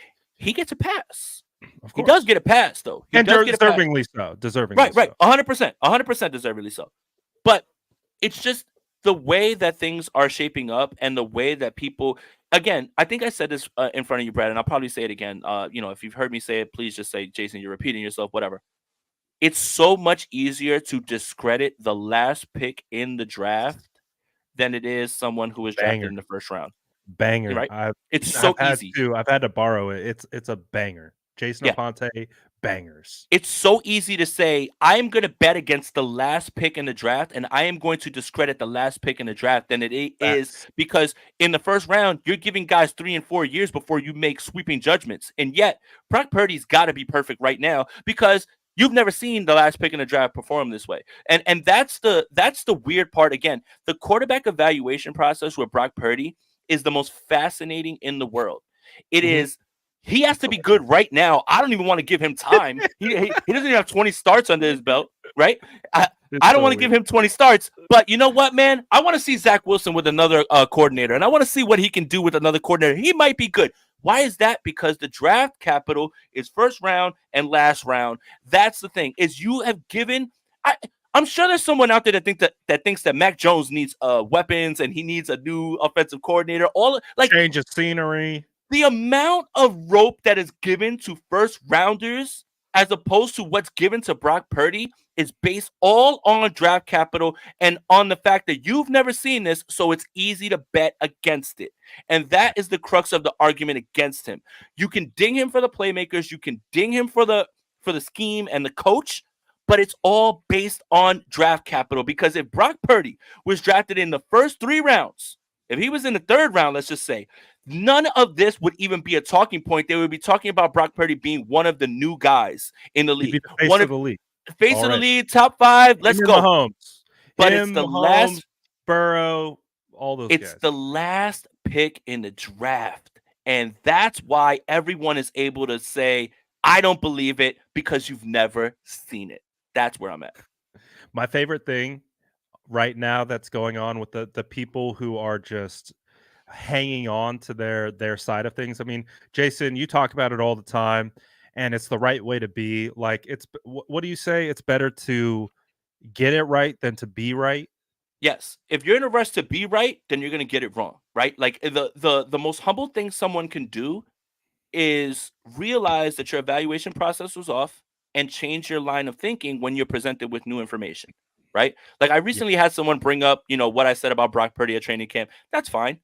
I stand on what I said, but that doesn't mean that I am tied to that evaluation going forward when new information is in front of me, right? Do you want someone to try to do mental gymnastics and try to figure out a way to be right?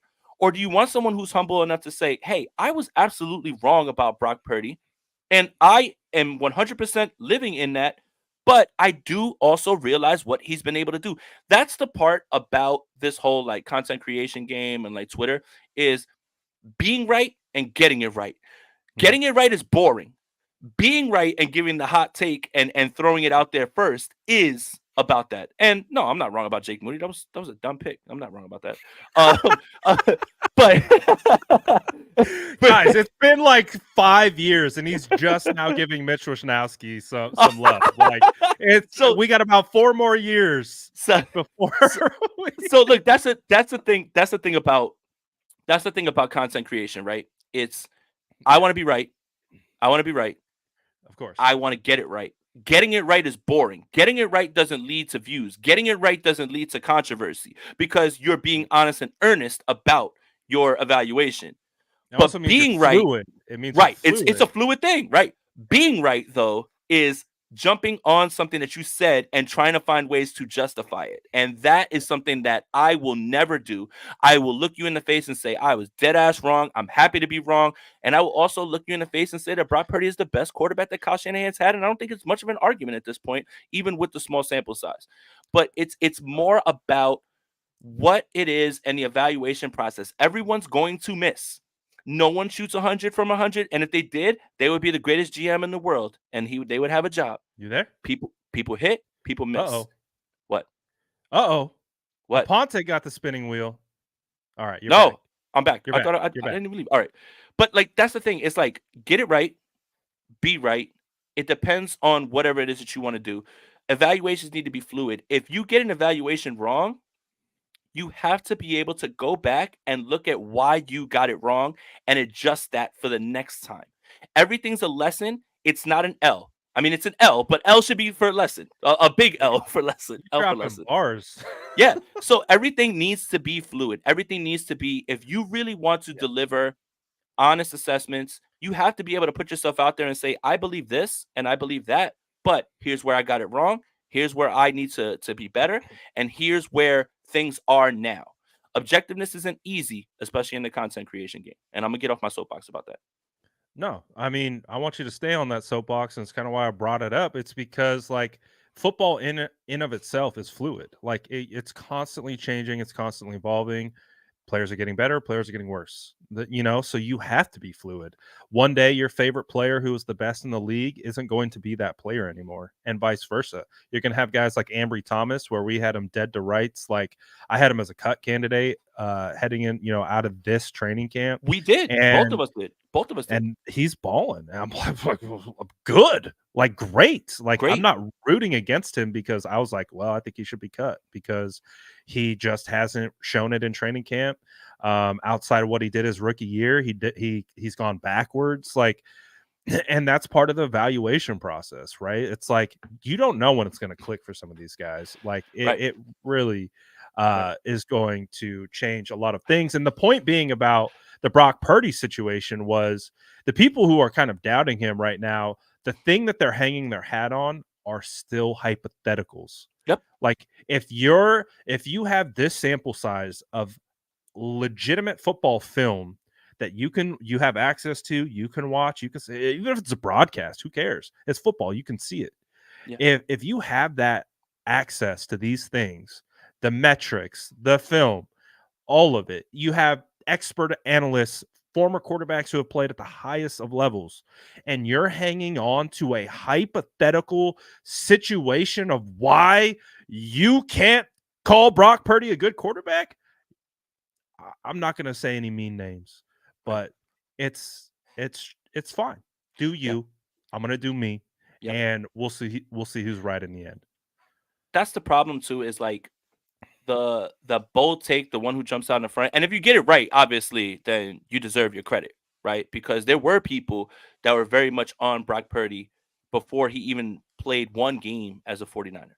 And those Mhm. people deserve credit because of what they For saw sure. in college and what they could project. And another part of the evaluation process that I think that people don't understand is the projection portion of it. You are Yes. projecting what you believe they will be based Yeah. on what you've seen on the field, I guess temperament, all of those things, right? You have to be able to project how their Yes. game will translate from college to the NFL. There were people Exactly. that were 100% 10 toes down on Brock Purdy about, hey, this guy is going to be a baller, right? Sure. My issue was in training camp, I didn't see that guy. I didn't see that guy for two reasons. One, there would be days that he didn't get reps at all because they were so in a rush to get Trey Lance acclimated and get him the first team reps and get him back on the field. And two, there were times where he downright missed passes and just didn't look like the guy, right? Again, performing with the third team. But my problem was, and what I did wrong was, is I used that training camp session, right? That entire time that we were there for that, we went to every single camp. I didn't properly evaluate what he could project to. And Mhm. I already made a like grand proclamation that he will never. And that's my biggest issue. And that's the L that I have to hold. And that's why I won't delete the tweet. It's out there for anybody to see. If you bring it up, I will literally reply to you. I got it wrong. This is and that's the thing. The hardest thing to do is to be humble and say that you got it wrong. But the best thing that you can do is take the L and understand that your evaluation process needs to tweak and change a little because you're forgetting something. And I Mhm. think that's the hardest part for people to do. It's much easier to try to justify your, your hot take right away than it is to actually say I was wrong. And I think it's boring to say I was wrong. It's boring to say that like I'm working on my evaluation process because you just want people who are going to scream and yell about what they believe and what they were right about.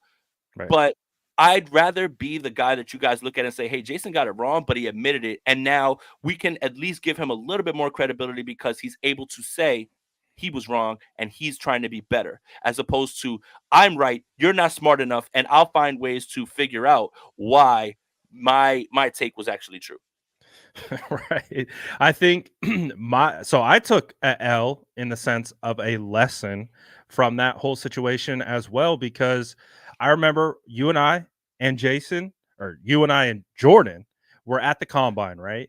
Yep. So we were vibing, we were watching all these prospects, right? Up close and personal, getting to do something that I don't even think had been done at that point, right? Because they had never let media in, you Nope. know. So we were doing something that hadn't been done before. It was our first times at the combine, and I was getting able to, for once, be able to scout these guys up close, up personal, and with my own eyes. And one of the tight ends out here was like 6'6", 240, moving. I was like, who's this guy? Oh, he went to Iowa State. All right, let me go check the tape. Went and checked the tape. I'm like, who's this quarterback? This dude is slinging it.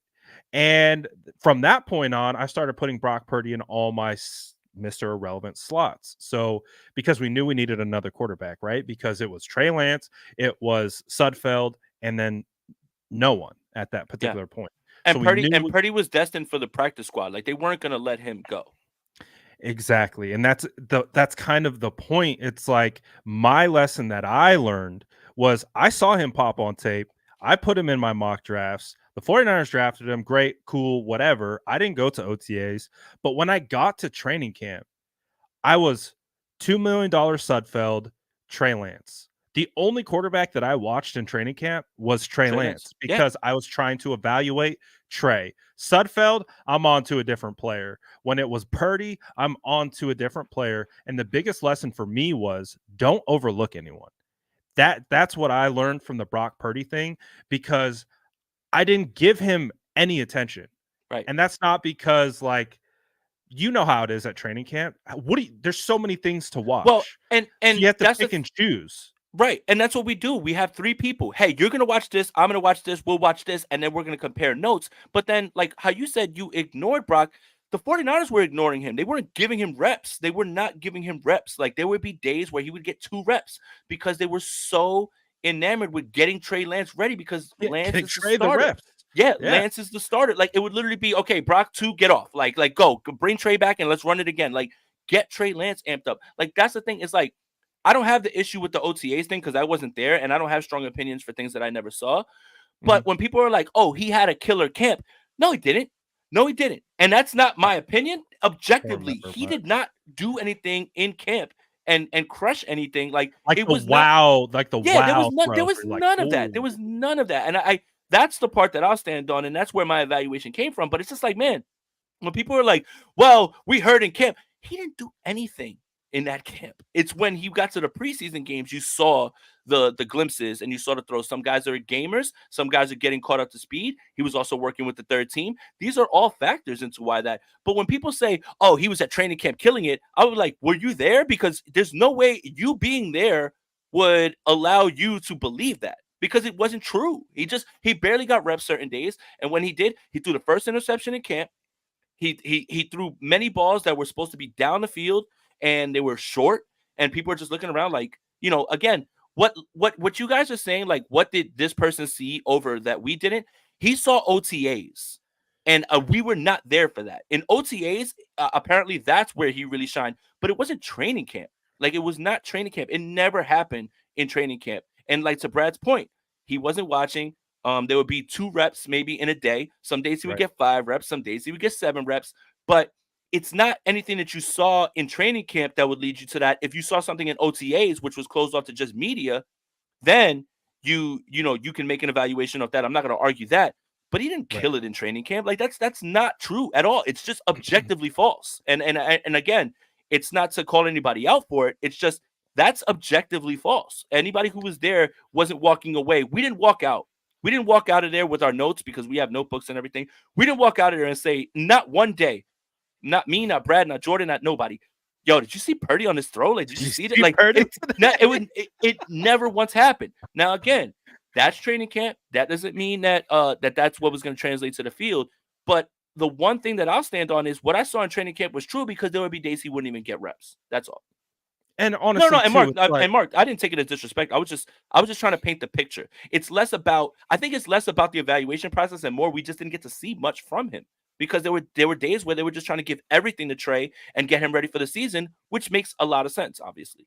right. And like my point was that like if you are going in to evaluate every single player and you have that ability to be up close and personal, get to see the interactions, get to see and really pay attention to the smaller aspects of development, I guarantee you Brock was showing things in camp where you're like, yeah, this isn't a normal rookie. Like his command in the huddle, the way the players are responding to him, the way he's working through certain progressions and certain reads that from where we're standing don't look that great, but if you have a certain vantage point might be better looking. So I think there's levels to it. Like, but from my perspective, I wasn't there to evaluate Brock. I was there to evaluate Trey.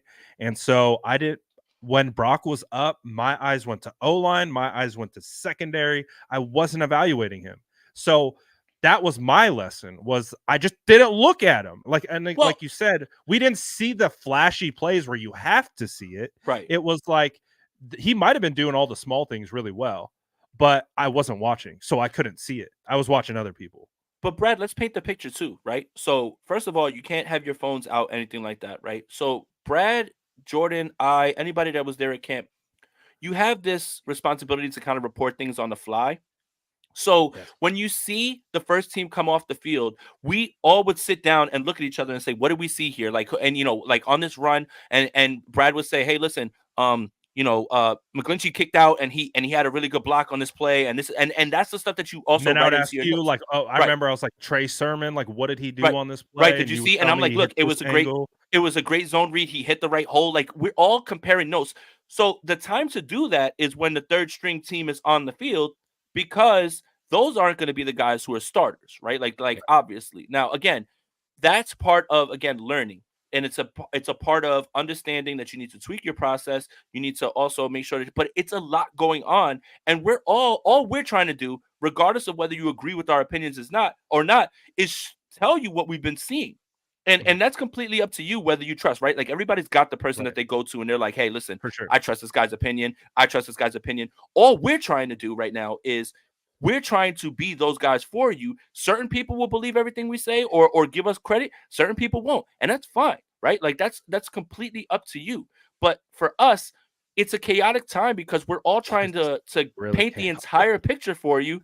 And we love you guys for like holding on to it and like trying to figure out what we think. Because we wouldn't obviously be doing content if you didn't.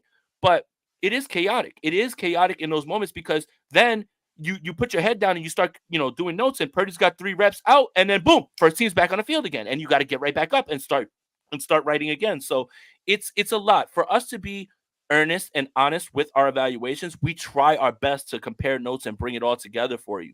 Again, my lesson in all of this is not to use a small sample size to judge someone, especially at training camp when Brock goes out there in preseason and he starts lighting it up and it starts to look like a guy, right? Like, and Mhm. that's the thing. That's always going to be the reason that I hold the L on my Brock Purdy assessment during training camp.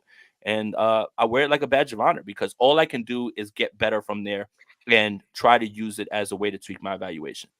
Exactly, because we I think you and I and, like, Jordan and, like, our little circle, like, we actually trying to evaluate, right? Like, we're not just trying to report, we're trying to do that projection. We're trying to find those traits and those nuances that are small, maybe might be slipped through the cracks, but like this is what makes a great player. This is what gives us promise and belief that this guy is going to be a good prospect. Or for like Gammon saying, for example, why did TDP and Trey Sermon fail here? You and I, all of us, when we were at training camp, I remember TDP was really underwhelming his Yes, rookie season. he was. Really underwhelming.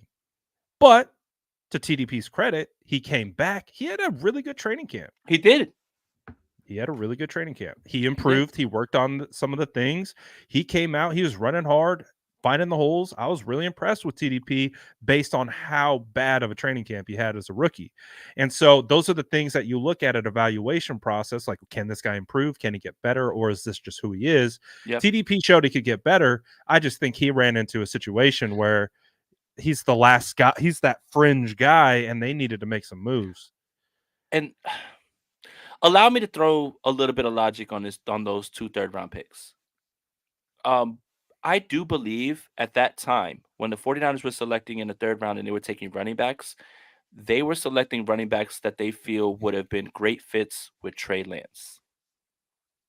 Right? Zone read, guys who can run inside.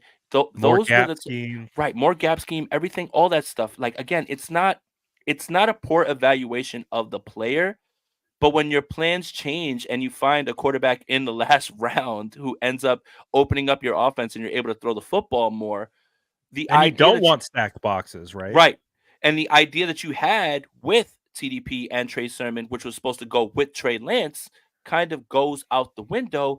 They become players that do not fit you schematically now because of their deficiencies in the pass game, pass blocking, or understanding outside runs because they don't have the speed to get out there. So for me, I think the evaluation was spot on for what the 49ers were gearing up to do with Trey Lance. But eventually, you're going to fall out of favor when you are not a part of what this offense is now and what you can do as far as getting outside on outside zone, catching the football. That's the reason that these guys never stuck around is based on what they thought they were going to have with Trey Lance. And when that changes, that's it now. Like you just don't fit anymore. And now we also have Christian McCaffrey. Yeah, and by the way, Jordan Mason showed up and turned out to be a hell of a running back as Yeah. well. So, there's probably reasons why they failed. I mean, I remember, talking to MJD with Jordan at the combine, Maurice Jones-Drew, and we got onto the topic about Trey Sermon. He straight up called Trey Sermon trash. Yeah. And like not like just messing around. Like, he was serious about it. He was like that. He didn't understand what the 49ers were doing by picking. So that's one guy's evaluation, right? That doesn't mean that he speaks for everyone. Obviously, MJD has a ton of success in the league. He was at the combine to be the guy on the mic talking about all the running backs. But he did not like Trey Sermon. And I remember that conversation, that Jordan and I were having with him. I was like, oh boy. Yeah. He liked Aaron Banks. He did not like Trey Sermon. I was like, oh man. And Trey Sermon has had a really hard time sticking around. I think Sermon's on the practice squad in the Indy, or he might He's have been second cut. string. Well, now because Zach behind Moss, Zach because Moss. yeah, okay, so there you go. I think he was, But he's not getting any run. Trust me, No. I have my eye on Sermon in Dynasty for the simple Oh my fact God, I was just about to say that. I have so many that Sermon shares. I drafted him Jason, all right, we're just on a tangent now. We're almost 2 hours. I don't care what we're talking about. Go. Dude, okay, remember when Travis Etienne tore his ACL? Yep. Remember the first day of training camp, who took the very first handoff and was out there with the ones that Trey Sermon training camp? Yeah. It was Trey Sermon in front of Raheem Mostert. I think that day or the next day, Etienne tore his ACL in training camp. You traded right for Sermon. I drafted Etienne. Sermon. I straight up swap. I'm going to give you Etienne. I'm going to take Trey Sermon because I thought Trey Sermon was going to be the one based on that literal thing of the fact, because I was so high on Raheem Mostert that when Trey Sermon came out ahead of Mostert in training camp, I'm like, it's his job. They're literally giving the job to Trey Sermon, and obviously you see how successful backs can be in Kyle's offense. So I'm like, I need someone to play running back. ETN's not going to do it for me. I think Trey Sermon's going to take over because that's what Kyle just showed me. Oh Dude, no. one of the worst trades I've ever made. Oh no. Oh no. Oh no. All right, Yeah. look, Brad. I mean, we all have them. Appropriate reaction. We all have them. We all have them, right? In It was Dynasty. so bad. I think about it to this day. That's why I watch him, because I'm like, gosh, if you can give me something, I need some kind of redemption from you, Sermon, because I got cooked. And I drafted him like in the early second in a lot of rounds too. So I used high draft capital to get him. I got burned by Sermon big time. And it wasn't because I evaluated him and I liked him. He was the starting running back. He was the starting running back for the San Francisco 49ers. Yeah. And I learned my lesson that I'm never doing that again. It's funny. It's really funny to me too, because I have a ton of Sermon shares as well, just for that reason, right? Like I want the starting running back. The funniest thing is I would take Sermon early on, and then I would double back for Mitchell if it's a 4 round. Like if it's a 4 round, I double back for Mitchell just in case. And it happens, right? Like it definitely happens. I kind of wanted to like drop a nice dynasty story for you. Oh, let's see it. Let's hear it. So last season, I had Joe Burrow, I had Christian McCaffrey, and my team wasn't going anywhere, right? Like this team was not winning, right? So I traded Burrow in a super flex league. I traded Burrow, I traded McCaffrey, and I just stockpiled picks. I want you to listen to this draft haul that I got that immediately has me right back in the playoffs. Okay. Jordan Addison, Anthony Richardson, Tank Dell, Devon Achane. Unfortunately. Yeah. I mean, look, they're all injured, but like Devon Achane, Rashee Rice, oh my God, man. Like literally, like that's your dynasty rebuild, like immediately, right? Like you make a move. Jordan Addison's a hooper.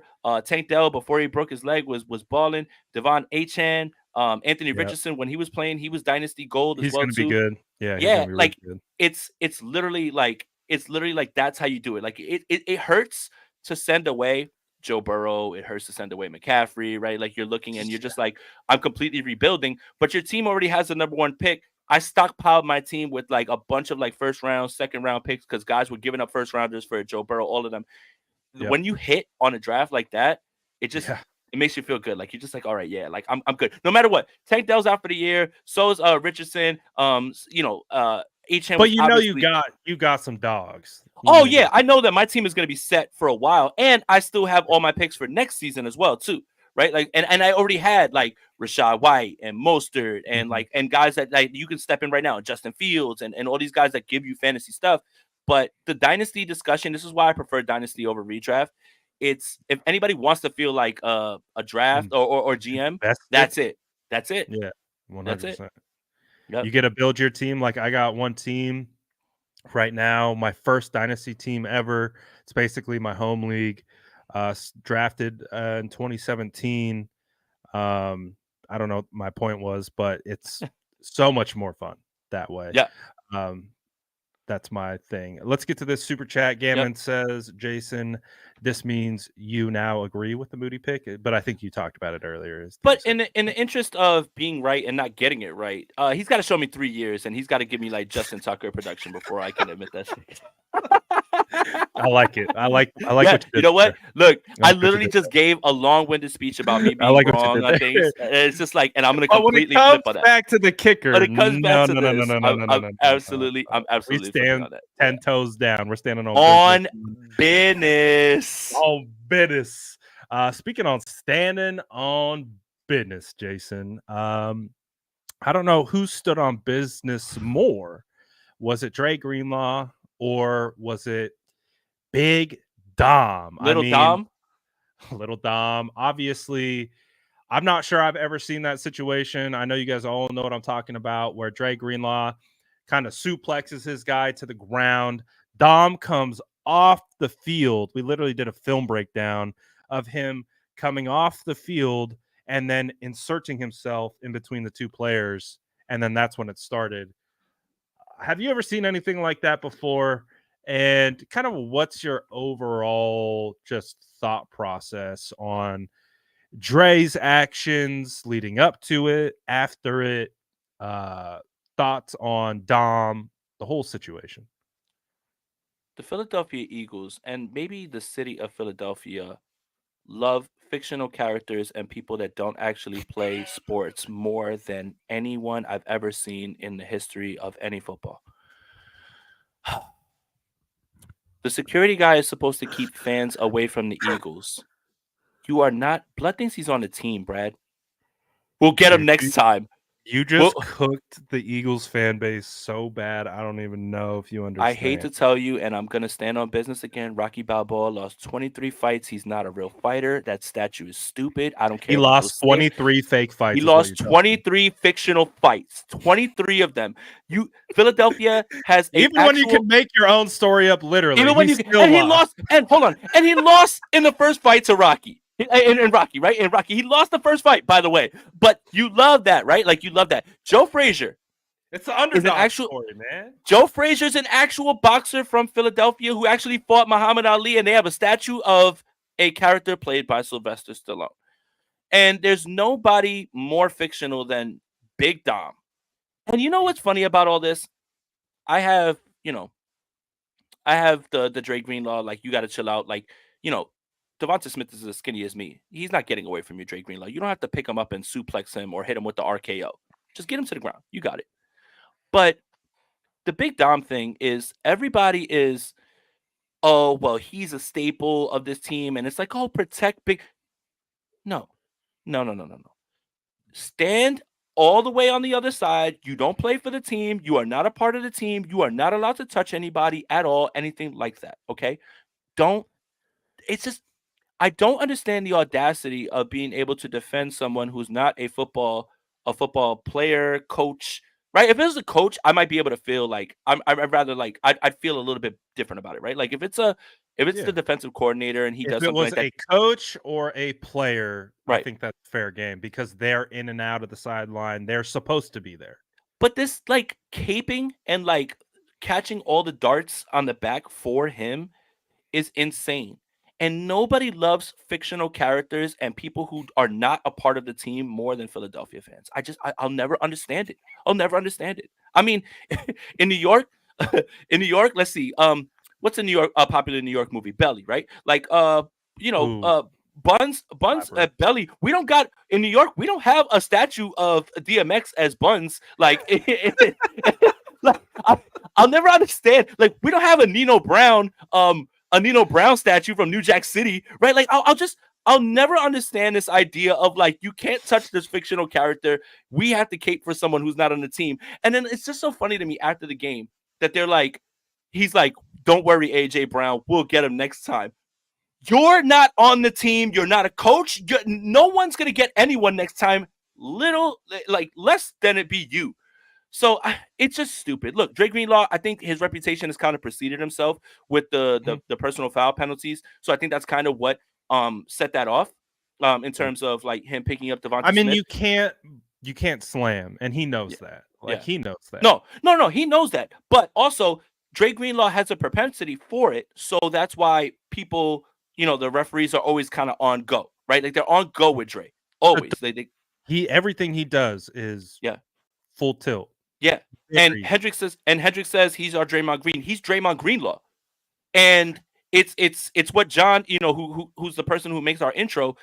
John has that picture that you see floating around of Draymond Green's face on Dre Greenlaw's jersey. John uh, made that, and John made that because of Sprint Right Option. And really? Andrew called him Draymond Greenlaw. He called, and we were just like, you know what? It works. Like, just go ahead and do it. So if you see that, just make sure you That give edit John his credit. that edit's hecka funny, man. Yeah, I seen that thing floating just around. make sure you give John his credit. But for like again, I've said a lot. I'm making fun of the Eagles because we still cooking them. But like, man, come on, a guy who is not a part of the team, a guy who is not a coach, who's not a former player, who is like just a big guy that's hanging around, and then for people to cape for him after all of that, if that had been the other way around, Brad Graham, let's just say that, right? Like if that had been the other way around, and it was the boombox guy, like I think Andrew said, if it was the boombox guy, right? and the boombox guy comes off. And and no, I didn't. FBI, you just caping and you getting cooked. Like I definitely didn't pick them to miss the playoffs last year. I picked them to win 13 games. I wish you would shut the hell up. But like for me, if it was the boombox guy and he came and he poked like Jalen Hurts in the eye, oh my god, man! Like the league would be losing it. So Oh, again, for you sure. don't play for the team. You're not on the team. Get out of here, man. Like for real. Like it's just this whole big Dom thing has gone way too far, and it's really It has. dumb. It's really dumb. It has. Kyle talked about it today. Drake Greenlaw talked about it today. Um, I expect something will happen. I don't think there can't. Just because they can't set a precedent for that, right? You can't have a non. I wouldn't. I mean, I don't know.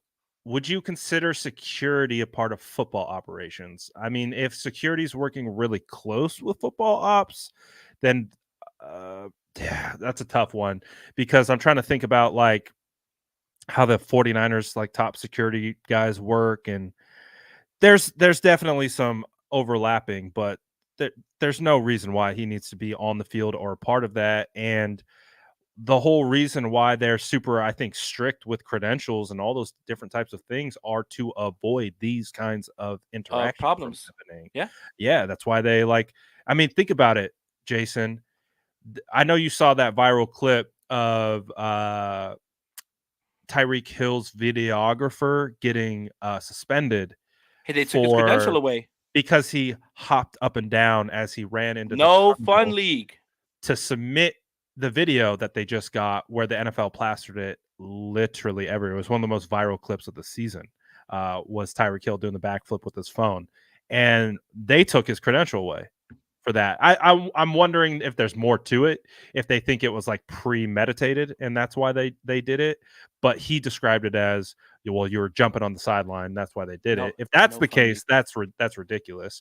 But can you imagine then what's what is what are the repercussions for a guy who gets a NFL player suspended in a game for physically putting his hands on him in the field of play?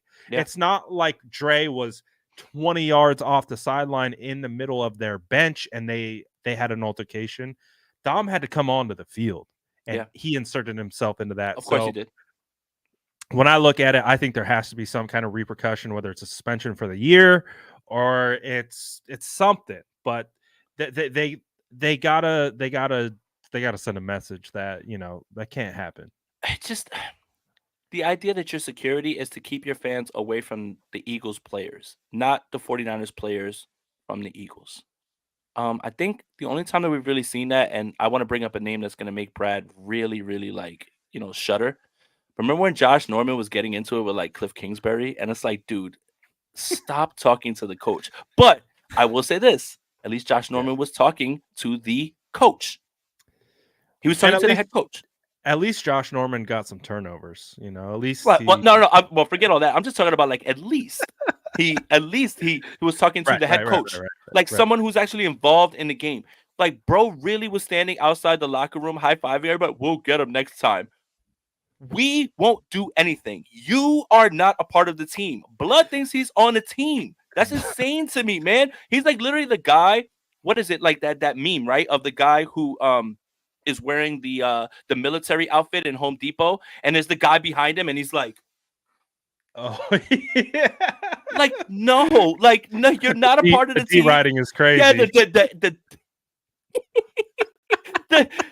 it's insane for you to believe that because they gave you an Eagles like shirt and like like you walk around and like people are like caping for you that you think you're on the team. You are not on the team. You're not a part of the organization aside from being like the security guy or whatever. I think like the assistant to the GM or something like that. Whatever, man. Please, it's insane that the only thing that we can talk about that from this game that is like funny about the Eagles is the fact that this big Dom thing happened, which in my opinion makes it more embarrassing for the Philadelphia Eagles that this is what we're discussing, aside from the fact that you got embarrassed at home and you're not like that. But yet we're talking about big Dom, big Dom, big little Dom. Get out of here, man. Him and another Rocky aren't real, bro. That's it. That's all I another want to say. Like, another fictional him and character. Rocky are not real. Rocky's not a real boxer. Like, Sylvester Stallone is a real person, but you have a fictional character statue. Don't touch the fictional character. Don't run up the stairs. Who cares? Rocky's not real, and Apollo beat his ass. Dude, 49er fans were mad pressed about that stuff this week. But that's hilarious. What's funny to me it's a is, great movie. real quick, and we talked about it last week. What's funny to me is in 2021 we took pictures in front of the Rocky statue, and they won. They did the And whole it's thing. like, yeah, it's like, okay, maybe players actually dictate the game and not a fictional character who, like, I don't understand. Like, it's really funny to me. Oh my God, you touched the Rocky thing. We're cooked. What? What do you mean? He's not even going to be playing. He's not even real. And guess what, Jason? Some fan went to the Rocky statue and he did what he did. He 10 put toes. Stand he on put business. all the stuff over it. Bro, I'll never forget last year being in Philly, literal standoff between 49er fans and Eagles fans protecting the Rocky statue. You had dudes with like the megaphones, like chants, like, dude, it was crazy. This rivalry, though, what I think the biggest kind of takeaway from this game, and obviously we're kind of 1-1 in the new era of this rivalry. I wouldn't even consider that 2021 game a part of that. They got us that first time, and we definitely got them this time. But what it does feel like is this is going to be a big ticket matchup every single time it happens. I would be shocked to not see 49ers Eagles in prime time for the next couple of years from here on out. 100%. And speaking of fictional characters, like, it's the same idea of, like, when people were upset that Halle Bailey was named Little Mermaid, and they're just like, how could you have her be Little Mermaid? She's a fictional character. She's not real, right? Like, it's the same thing like with Spider-Man, right? Oh my God, Miles Morales is Spider-Man. It's not real. None of it's real. Like, it shouldn't ever like take precedent over like what is going on in reality. And that's the funniest part to me. Keith Murphy says Nick Wright finally said the quiet part out loud today. He said if Purdy is elite, the Niners Should walk to the should Super Bowl. walk to the Super Bowl. That has been his fear the whole time. Again, another person, Nick Wright, and shout out to Keith, man, member of the Spicy Squad. Uh, another person that is trying to find mental gymnastics and find a way to be right. And again, he's on a show which you go to and you watch it to be entertained. You don't go to be informed. And I want to make sure we make this very clear. When you watch First Take, when you watch First Things First, when you watch Speak, when you watch Skip and Shannon, or I mean, Skip Undisputed, when you watch all that, you're not watching that to be informed. You're watching that to be entertained. There are plenty of people who can inform you, that are boring. It's funny because the people that inform you are the ones that don't have the views. The people that actually can give you knowledge, right? The best show on ESPN's entire network regarding football is NFL Matchup. And they bury it at 3:30 in the morning Eastern time. And that's where you actually learn X's and O's, and you actually learn why certain plays work against certain defenses. And it's a masterful show. If you're gonna stay up that late, maybe DVR it, whatever it is you do. But if you're watching Nick Wright to be informed, you're doing it wrong. If you're watching Stephen A. Smith to be informed, you're doing it wrong. You're watching it to be entertained. You're not watching it to be informed. There's plenty of guys that can inform you, and they are not going to have nearly as many views, or they're not going to be nearly as talked about as if when Shannon Sharp says, hey, Brock Purdy is not that guy, people get into a tizzy, right? Or Stephen A. Smith has like the Ravens and the Dolphins at like number 1, number 2, in their power rankings, and the 49ers have been rolling everybody. It's to get you upset. And I think the biggest thing that we learned during the time when the 49ers moved to 3 was nothing moves the needle for your ratings than talking about the San Francisco 49ers quarterback situation. Nothing moves the needle more than that at all, ever. It literally, all you have to do is give a hard statement about the San Francisco 49ers quarterback, and you will generate clicks. You will generate people that are going to watch your stuff, and you will generate engagement on social media. So for me, I don't really listen to that, Keith. I mean, just to be honest, and this is a long-winded way to say I don't care what Nick Wright says. I don't really care about like there's very few guys that I go to that I get informed. I think JT O'Sullivan does a great job. I think there's plenty of people like I think Chase Daniel does a great job of like breaking Kurt Warner. A lot of these guys do a great job of telling you and letting you inside the idea of what it's like to play quarterback. That there's no Mhm. way that I'm going to sit there and listen to Nick Wright or like or like Stephen A. Smith or like I don't want to just keep picking on him like Stephen A. Smith or Shannon Sharp or and you know what's funny? I want to tie it back to this. I want to tie it back to this one more time. I want to tie it back to this one more time. David Carr, former NFL quarterback, and I want to present this to you. David Mhm. Carr, former NFL quarterback, said that he believes that the Philadelphia Eagles need to turn this thing over to Marcus Mariota because he can get through his reads better and distribute the football better than Jalen Hurts. And why I'm telling you this, Brad, is because every time I have an opinion that differs from NFL players, someone says, you think you know better than an NFL player. In this instant, you are damn right I know better than an NFL player. And David Carr, you are out of your rabbit ass mind if you believe that Marcus Mariota is going to be able to distribute the football. It's almost like we didn't even watch all of the tape of Marcus Mariota last season, in which he couldn't hit guys running wide open. He could not see anything. And yet, just because a former NFL quarterback says it, you've got to stand on it. And when I say I disagree, you think you know better than an NFL player. In this instance, yes, I absolutely do know better than an NFL quarterback. And I will stand 10 toes in front of David Carr and tell him, you are dead ass wrong. Do you have CTE? Are there problems in your life? How did you get to this part?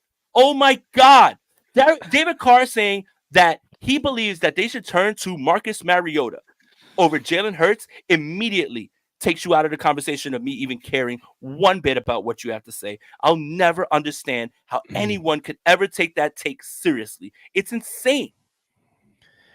It's like I agree. Like, because if you're really trying to get into the true nuance of that thought process, it's flawed in more ways than just on the football field. Didn't they just pay Jalen like an insane amount of money? Like, Right. he newly extended.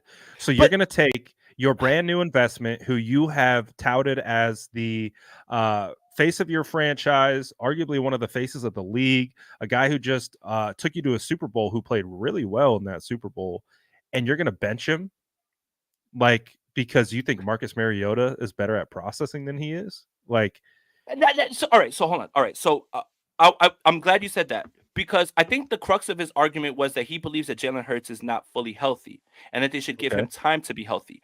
But where you lose me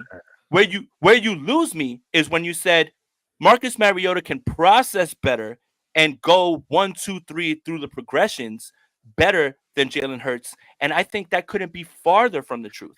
He's What he said, effectively saying he can execute the offense better. he can't. And if the crux of the argument was Jalen Hurts is not ready to play because you feel like they're not running enough with him, I think that's fair. I think that's 100% fair.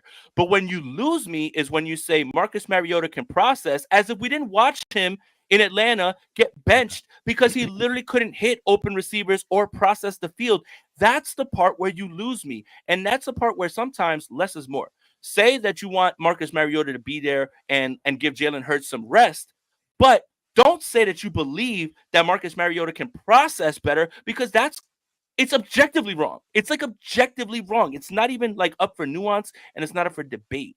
So that's kind of my argument. There's plenty of players that have awful takes, right, about football. Like I think Shady McCoy is one of them, right? Like that, like he Yes. just says things, and I'm just like, oh my god, man, like that. Just because you played, I think we need to lend credence to your opinion a little bit more.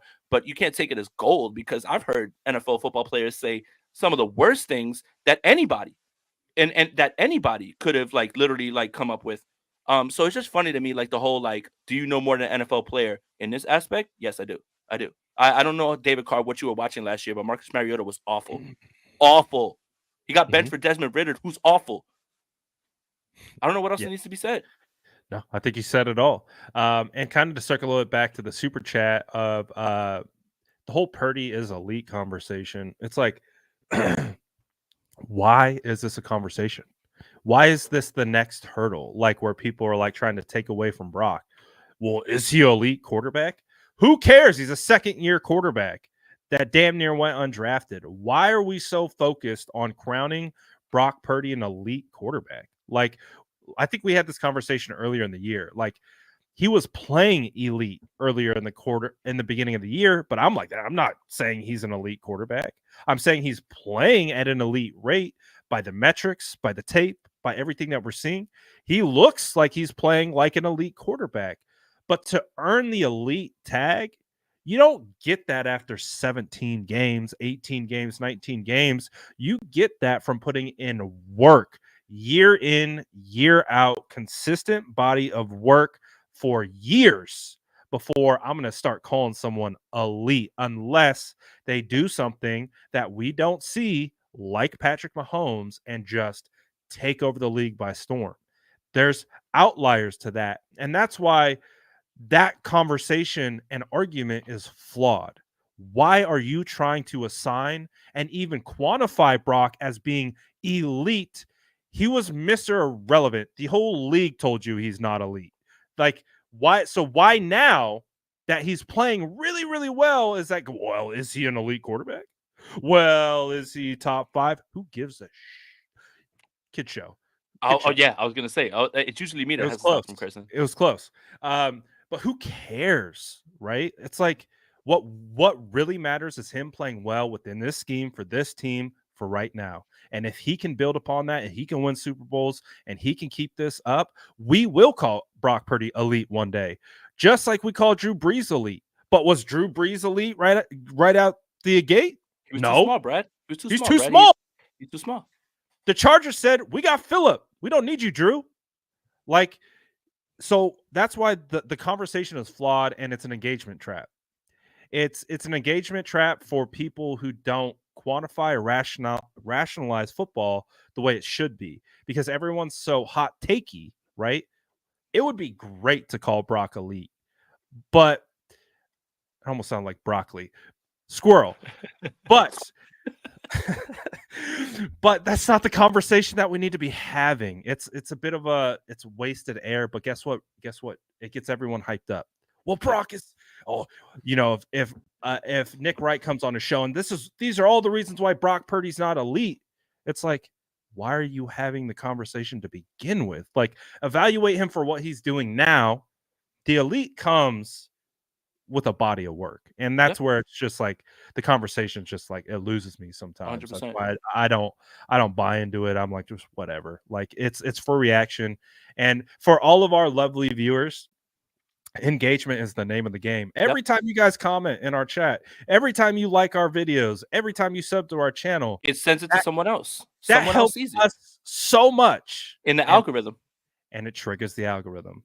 Just like you tune into these guys and you comment, "Oh, you suck, you don't know what you're talking about." You're triggering the algorithm, and that is still engagement. And when you're pulling up numbers at the end of the year and you're showing your board of executives the numbers that you hit, do they care if, like John X537 says you're an idiot and don't know ball? As Or soon do as they care that he commented over 7,000 times over the course of a year on your videos telling you that? That's the best part is like, "Oh, pot day sucks. Thanks for the engagement." Like, thank you. Like, if you really want me to go away, don't watch. If you want me to go away, don't watch. Really That's the it. best.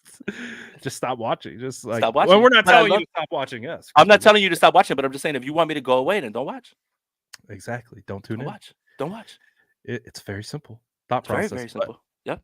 Again, I think it comes natural to us because we're in it, and Brad, it you're comes being naturally for other boring people. right now and rational. It's so boring. Why don't you say something that's like hot takey, right? Like, why don't you say something that's hot takey? Like that's what gets the people going. Like, logic and rationale and even being able to call yourself out and be wrong. That's boring, man. Nobody wants to hear about that. Right on cue, Keith Murphy says it's a hot take culture made for reaction, not fact. Yeah. Yeah, there Made we go. for reaction. Yep. We got you, Keith. Yeah. Let's Shout out see. to Keith, man, member of the Spicy Squad. Let's go. We got a couple more. Aaron Banks tape looks better than his PFF numbers. I might be interpreting the film wrong. How do you use stats correctly in context? Favorite data. I am going to pass this off to our resident offensive lineman. But I love this I feel very discussion. strongly about this Yeah, no, particular. and I love this discussion because numbers are hashtag fits my narrative, right? Mhm, When mhm. PFF says something that I don't like or it doesn't match up with the film, PFF's not real. But when PFF says something that I also line up with and I want it to be part of my narrative, hashtag fits my narrative, right? So I think this is such an interesting discussion because of the fact that PFF's in bed, like with the NFL, and how much Mhm. like again, like when you watch Sunday Night Football, they talk about PFF 4 out of like whatever in their position, Yeah, right? yeah, So yeah. that's like right there in bed with them. But I'm so interested to hear your take on this because I think Aaron Banks was actually very good. My advice to you, which is hard because, like, obviously I played offensive line, so I understand the nuance of offensive line, and there's a lot of really small details that go into it. When you look at these grades, they are the most fraudulent thing that I think I have ever seen in my life. My advice would be don't use the grades to determine an opinion on something. Just like you said, Gammon, I might be interpreting the film wrong. That is exactly the flaw in the grades in of itself, is that how can someone who doesn't know the responsibility of an offensive lineman on any given play understand the success or lack of success outside of just flat out getting beat? Because how remember that one clip that went viral of McGlinchey last year? Like, oh, look at McGlinchey standing out here doing nothing. And it was really Spencer Burford not picking someone up. And again, like you have to kind of be looking for work He didn't because slide. he He he didn't didn't yeah, slide. he wasn't looking for work. He passed him off because McGlinchey's like, my guy's supposed to be there. His Yep. guy wasn't there. That guy gets the sack. Everyone's like, what's McGlinchey doing? Yep. I guarantee you, probably McGlinchey got a negative grade on that. And I bet you he got dinged for that. that's that's always been the crux of the argument for me with the lineman play and the PFF grading is what's the responsibility? Who's got what? Do you understand scheme? Do you understand that maybe there's a miscommunication? Who's the person that should be dinged on all those things? That's why the PFF grades are not objective, they're subjective. And especially because they are an aggregate score of multiple people who have graded it. It's not one person, right? It's not just one person who's watching all the games and saying, this is what I've got. It is an aggregate score of all of the graders. Now, it's an imperfect science because people don't understand everything from scheme to what's supposed to be the throw, what's supposed to be the progression, right? Like there's a turnover worthy play. Okay, was it really like those type of things, right? But those are It's easier to identify, Oh right? yeah. Oh, no, in my opinion, I feel like it is. But then there's sometimes where I'll watch. So the for instance, the Jacksonville game, in which Brock threw that pass to Brandon Ayuk, that Kyle called the worst decision, that he's ever made. Right.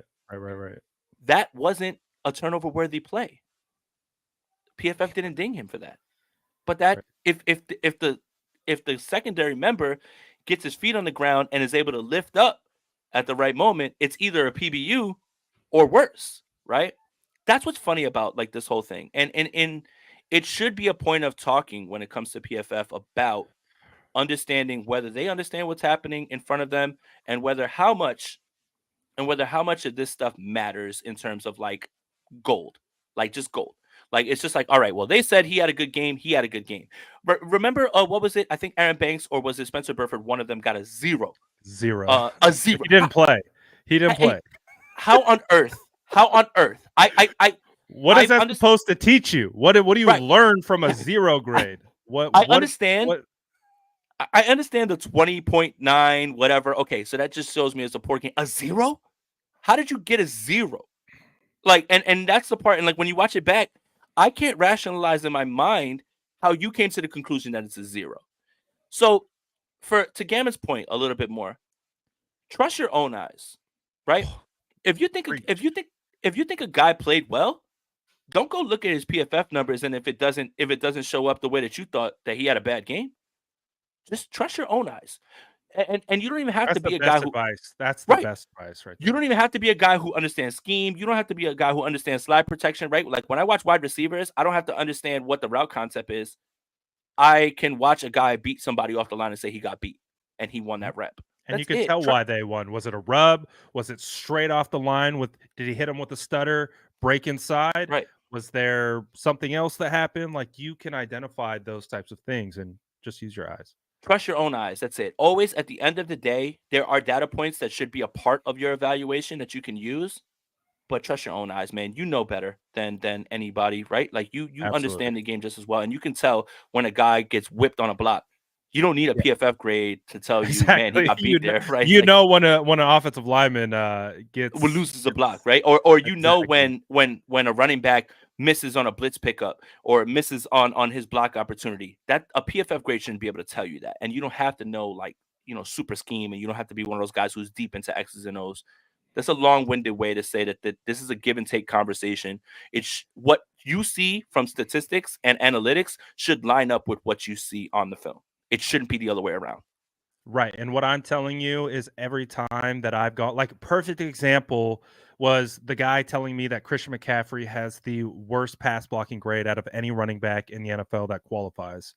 And I'm literally every week I watch the protections because like I'm not just focused on the route concepts. I'm like reverse, I think, of a lot of people.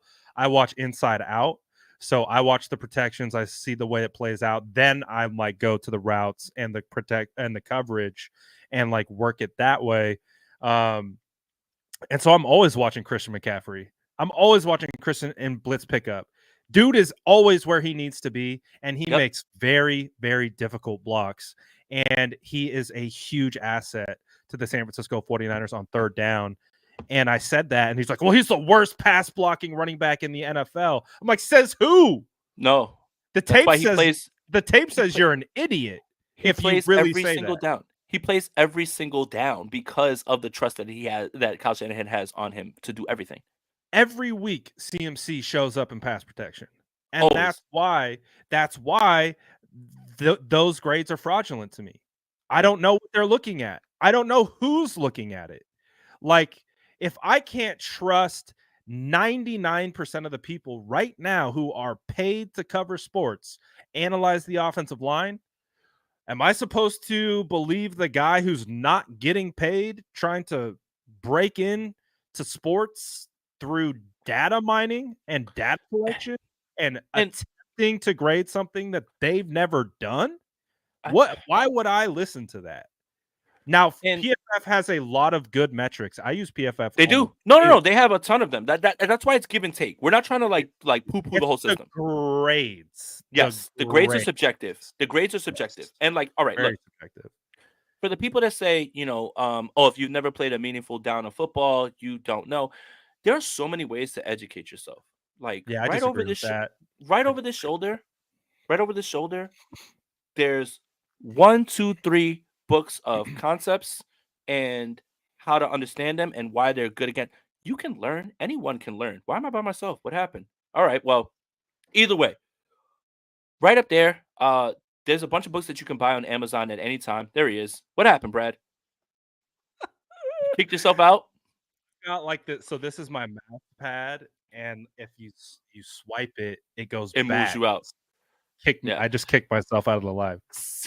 So these books up here have given me such a good understanding of what you should be looking at, why this works against certain defenses and all those things. The best thing about analyzing football is always going to be this for me. It's endless. It's endless to learn the knowledge, right? Because there's so many wrinkles that come out year after year, right? You got the speed motion that the Dolphins have implemented that everybody's taking. You had, the time when Ronnie Brown was running Wildcat and it ran through the league. It's endless. There are endless ways to analyze this game. There's going to be an endless amount of information, and you never will learn it all. That is what has me so enamored with watching football, covering football, trying to learn about football, is because you never will learn it all. And I think for me, that's what is most important. And if the PFF guys just put a little bit more, you're ding him. He's got a 0. The thing I didn't is, show up today. the thing is I feel the guys who are doing the grading right? If they took a little bit more time to understand scheme, specifically team to team, especially what they want to run. Some are more zone, some are more gap scheme, all those things, right? Like the blocking schemes, all of those things, understanding route concepts and where guys are supposed to be, understanding coverages. If they just put a little bit more into that, then I think that's when the grades hold a little bit more credence, in my opinion. And that's when I will start to look at it more like the gospel. But the problem is, it's like it's simple things. Like if a guy has a whole shot thrown on him in between cover two, which means essentially you have the sinking cornerback and then you've got the overlapping safety, but there's a whole shot on it, and then you hit the cornerback for giving up the play. It's like I don't think you can give that to anybody. I think that's just a great throw, and you kind of just tip your cap. The main time that I really realized that things were a little bit messed up over there was, if you guys remember in 2020, and I know you don't want to remember the game that Richie James went crazy against the Green Bay Packers. Everyone had COVID. They weren't in the game, right? Like it all, like Trent, none of them, right? Okay. Jason Verrett was lined up in the slot over Marcus Valdez-Scantling, and it was a zone look, and Tarvarius Moore is right behind him, and he runs past Tarvarius Moore, and Jason Verrett plays his spot in the in zone in cover two, cover three, if I'm not mistaken, and PFF dings Jason Verrett for the touchdown. And it's like, wait a minute, that's not his responsibility. It's just a little bit more attention to detail when it comes to the ins and outs of scheme. What are you doing? What's happening on defense? What's happening on offense? Why is this working? Just a little bit more. You don't have to be, again, you're not going to know it all. And you're not going to be able to get guys who do know it all, but just a little bit more attention to detail when it comes to those things, I think would make these grades a lot more easier to digest. Yeah, and on top of that, like I've watched offensive linemen who played in the league for 12 years break down tape of other guys. And what you hear consistently, and you hear it with the guys who played football as well, they don't know what they're doing. Yeah. They're guessing. They're like, this is what this looks like to me. And based on what I used to do and what we used to do with this team, these were the rules. These were the calls. I don't know their rules. I don't know exactly what they're trying to That's why I love accomplish. JT O'Sullivan. JT O'Sullivan says, I don't know what they're coaching. This is kind of my idea. That's what makes his analysis so impressive. That's why, like, I've never been a huge scheme guy, because at the end of the day, I'll never know what they're doing. I'm a big on individual player evaluation, and obviously can be dangerous, a little dangerous with some scheme stuff, but it's definitely not my forte. But honestly, it's like what you're looking at is, you know, the thing with the grades, and I think you're the one who brought the insight to it, is these are guys that are just trying to break in somehow, some way. Yep. Who knows who it is? Who knows what Yep. their qualifications are? Who Yep. knows? Who knows? Like, they could be some guy that's just like, hey, I want to cover football. PFF's really popular. How do I get my foot in the door? Yeah. Oh, I can be a data collector or Yeah. whatever. It's like, and I I did could do data collection. spreadsheets. I did data collection for PFF, and that's how I know I know the ins and outs of the grading. That's how I learned. Like they send you a manual of how it happens. And I was not even a grader. I was part of the data collection. So that's why I have at least that part of the insight in terms of how the grades come about. It's an aggregate score. It's an aggregate score. It's a combination of many people's scores, and then it's like it just averages out to what it is. Like PFF Yeah. telling you that like Fred Warner's 89.5, that shouldn't tell you that Fred Warner is a good football player. I think you already knew that. Like you knew that. Like it did. Like it's not hard to say, hey man, Fred Warner's hooping. Yeah, I could be a grader if that's the case. It's strange to me when the also ran players or the guys who are backups and things like that kind of get dinged for things that you can get away from if you understood exactly what was going on at that point. Absolutely. Keith says, "Hey, Mariota kicked ass last year. Missed that one. That was In back Atlanta, a little bit." in Atlanta, Yeah. Yep. in Atlanta. That was 2 years ago, though, right? Like it wasn't last year. It was 2 years ago.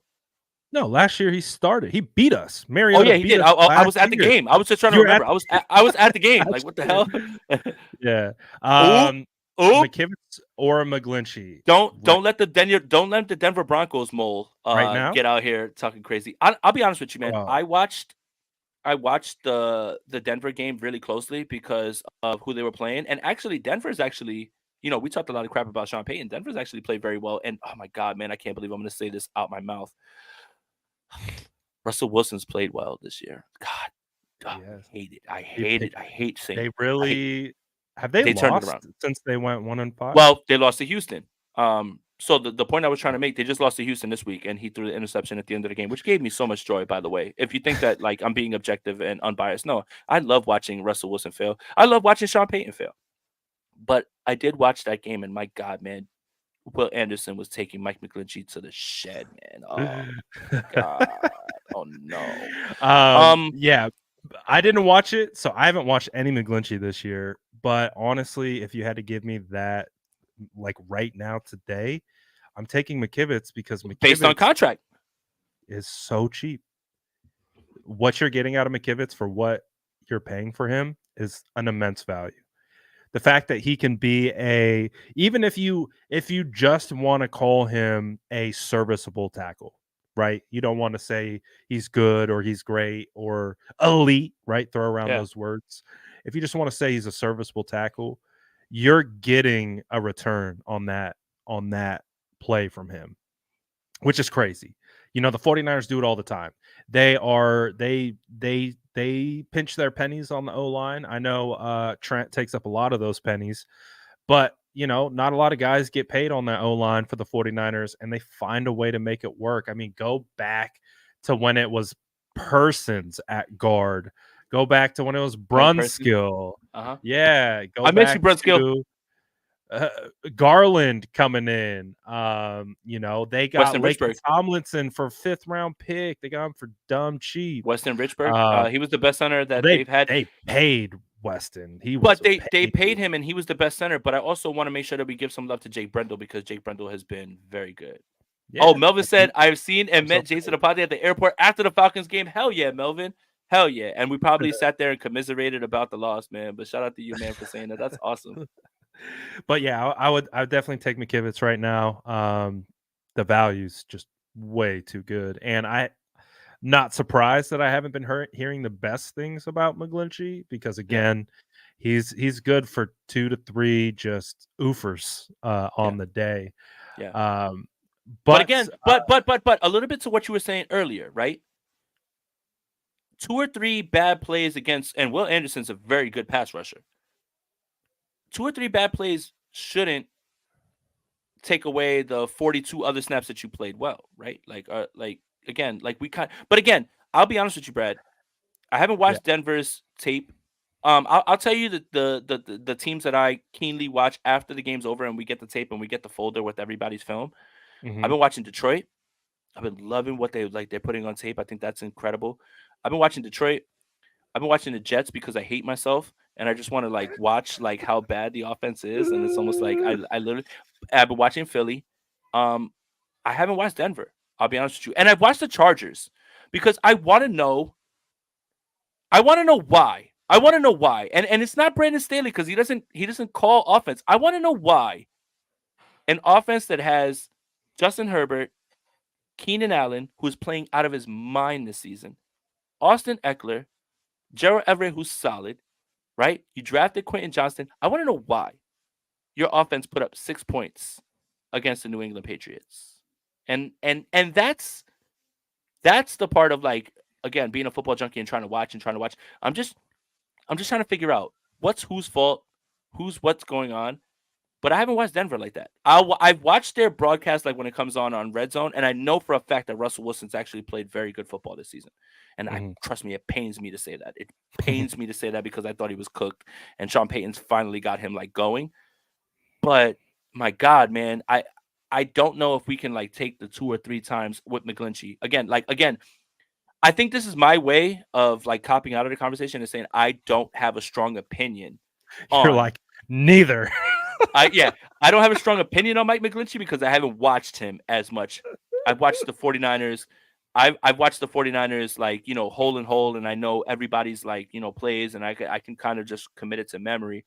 But I reserve judgment to have strong opinions on teams that I haven't watched as much. Of course. Just based on the idea that I don't know. But the overall overarching narrative surrounding Mike McGlinchey is it hasn't been good since he got there. And then when you couple that with his contract, I think it's even more of a problem, right? Because you paid him, you expect him to come in and step in. That's why this conversation that Jason brings up, shout out to Jason, shout out to all the Jasons, McKivitz or McGlinchey, and this is kind of like with Brock Purdy, what are you getting for what you're paying, right? Like you're paying McKivitz nothing. And then you expect McKivitz to give you returns like you're paying him $25 million, or you expect that Should from him. lock up TJ Watt, Right, right. Like you need baseline play from that. And the 49ers have been great at finding value at guys who they're not paying, and like right now, Brock Purdy has given them a return on investment with his draft capital and what they're paying him that is like 300 times fold. It is 300 times fold. This is if someone he might be else the best bargain in all of pro sport. he doesn't even count towards the 49ers 53-man cap space. Are you like we're talking about a guy, we're talking about the betting favorite for the MVP, and we're talking about Brock Purdy not even counting to the 53. That's how little they pay him. It's insane. You're arguing about if he's elite, he's got a roommate, for goodness sakes. Well, I mean, he needs to. I mean, that $300,000 whatever deal is like cut in half, and $100,000, it doesn't even get you started living out there. So trust me, he definitely needs that. Yeah, but I think with what Jason's argument is, I think when you look at relative to the contract and how much it costs, I think the answer is McKivitz, because you're getting similar production to someone that is getting paid a ton of money. And I think that's where the argument. And it was the same argument. Like I remember when someone asked me the question when he was a free agent, and they said, "Should we re-sign McGlinchey?" And I said, "No." And they were like, "Whoa, wait, aren't you the guy like that's always like defending McGlinchey?" And I was like, "Yeah, I am, but he's also going to get paid a lot of money." And I think the 49ers would be wise to get younger and cheaper at that position. Yep. That's why I went for Mike McGlinchey 2.0 in the draft in Freeland. Oh no, we're not bringing that up again because of the 3rd round pick. Don't bring it up. Don't bring it up. Sorry. At least he's played. He is. He's still starting at right tackle. He's been fine. Again, first year, which is good for a 3rd round. If you're fine for a 3rd round pick offensive tackle, that's you're doing good, pal. You're going to keep going up. It's fine. Colton McKivitz, if you're watching this, I don't care that they didn't draft another right tackle. You're doing fine. Like I want to give you an affirmation. I think you're doing fine. You are important. We value you. Shout out Patrick. Yeah, Patrick doing the affirmations. Oh my God, your episode with him was so good, dude. It was so dude. Good. I'm not gonna lie. I've been waiting to go on that show. I was so glad he hit me up to come on. I was like, dude, bro, I love your show. I'm so glad you brought me on. We're already off on tangents, and it's 2.5 hours. And if you're chilling here, then you might as well just listen to us. I believe wholeheartedly in my heart, and this isn't because Patrick is a dear friend of mine, that Sour Death Sam's channel on YouTube is the most overlooked, underrated, not paid attention to channel on this entire platform. His production value, his background, his it's amazing. Everything about it is incredible. So if anybody who's watching this, if you don't believe our football takes, if you don't believe anything I have to say, let me tell you that you need to subscribe to Sour Death Sam's YouTube channel and just enjoy like it's so much comedy. There you go. Throw it in there. It's so much comedy. It's great insight. He's beautiful to look at. I know people are gonna just be like, oh, pause, whatever. No. Hey, no pause. No pause. No, ayo. No pause will go right through. That's a beautiful man.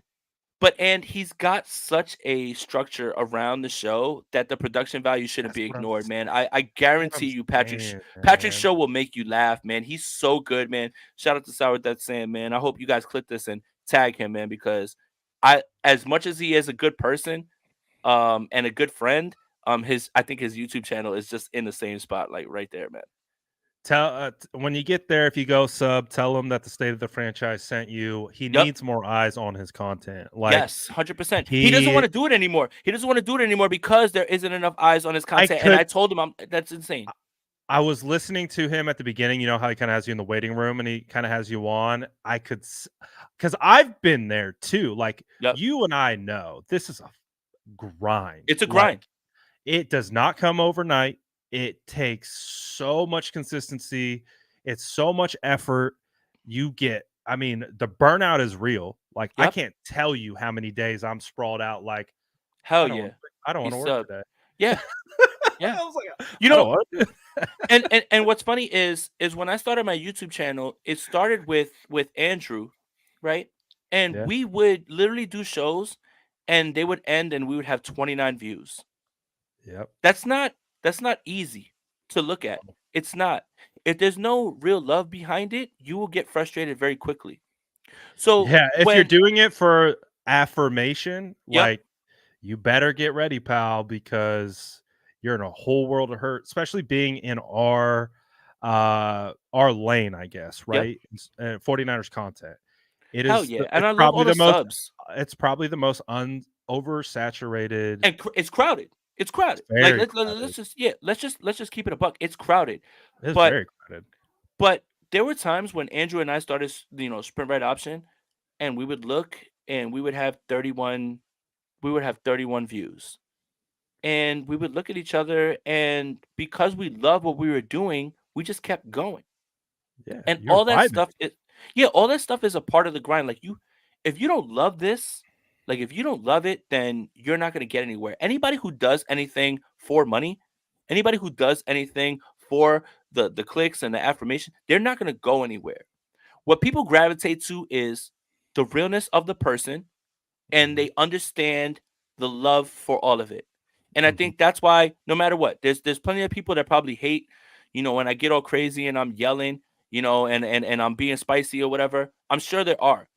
But for every one, two, three, four, five of those people, there are 25, 30 people that are feeling those things and they don't have the outlet to get it out. So they can relate to that.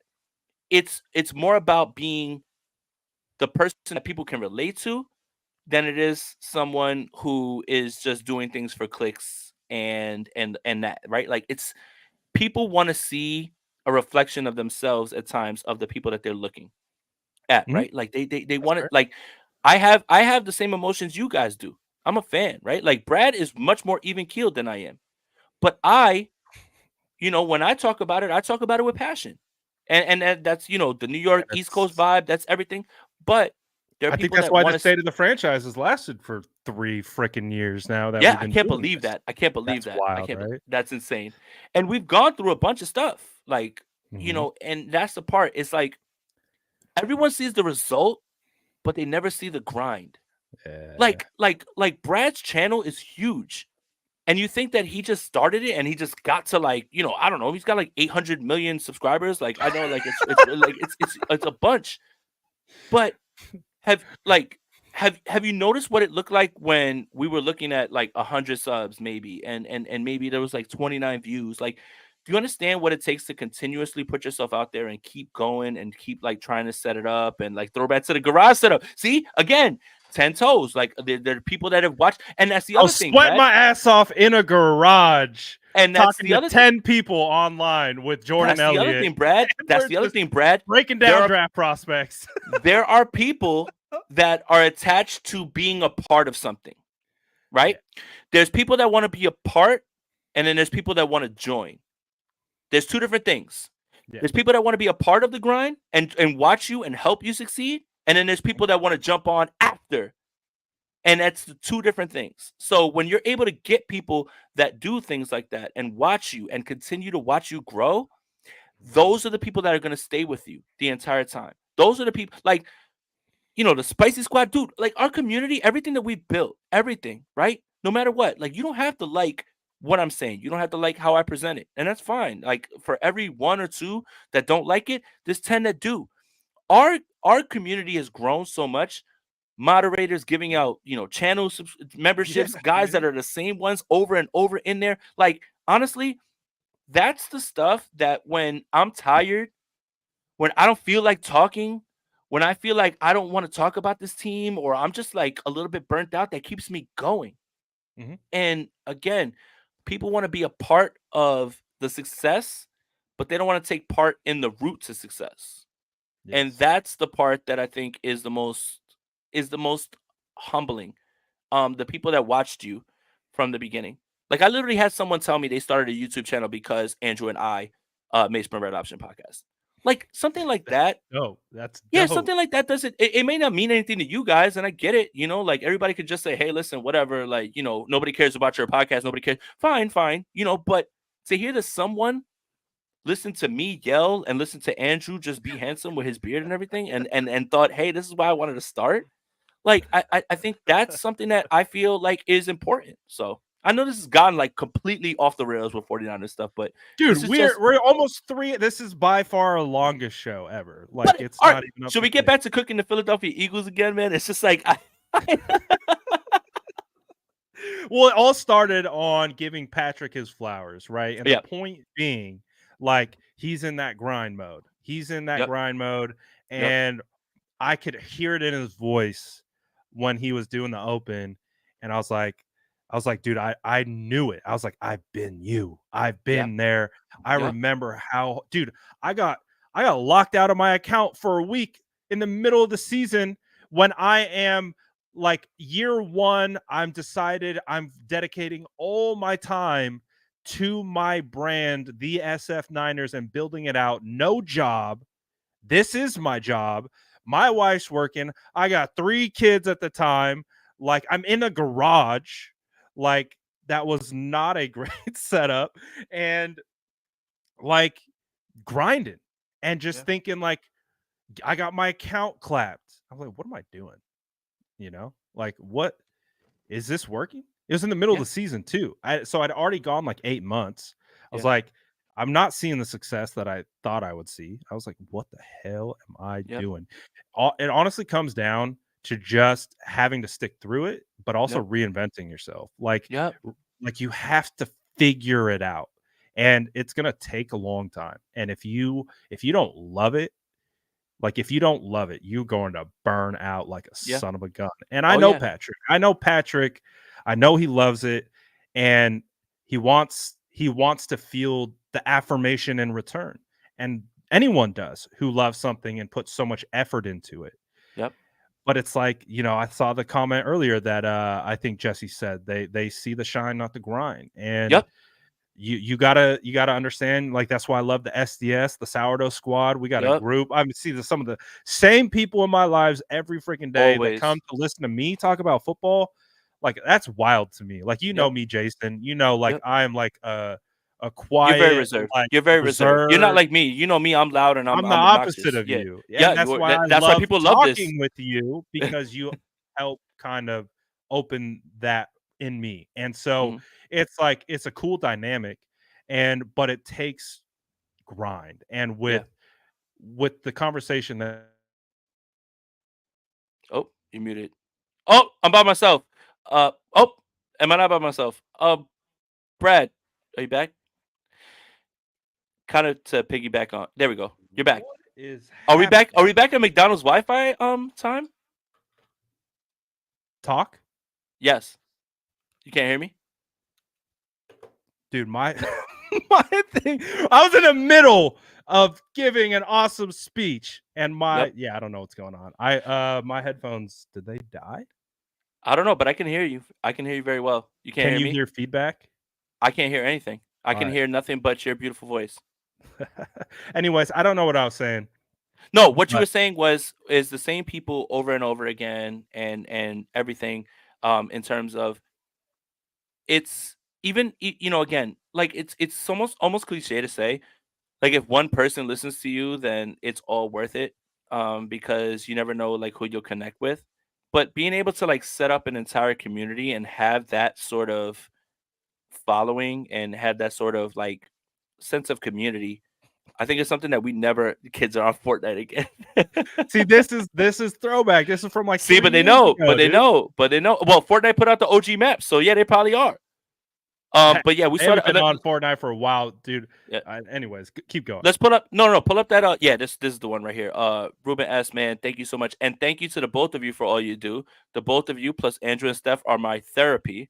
I appreciate you guys. Thank you again, Ruben. That means a lot. Shout out to Andrew Pasquini. Shout out to Steph Sanchez. Stop playing. That's another grinder that Stop doesn't playing get with my enough homie. love.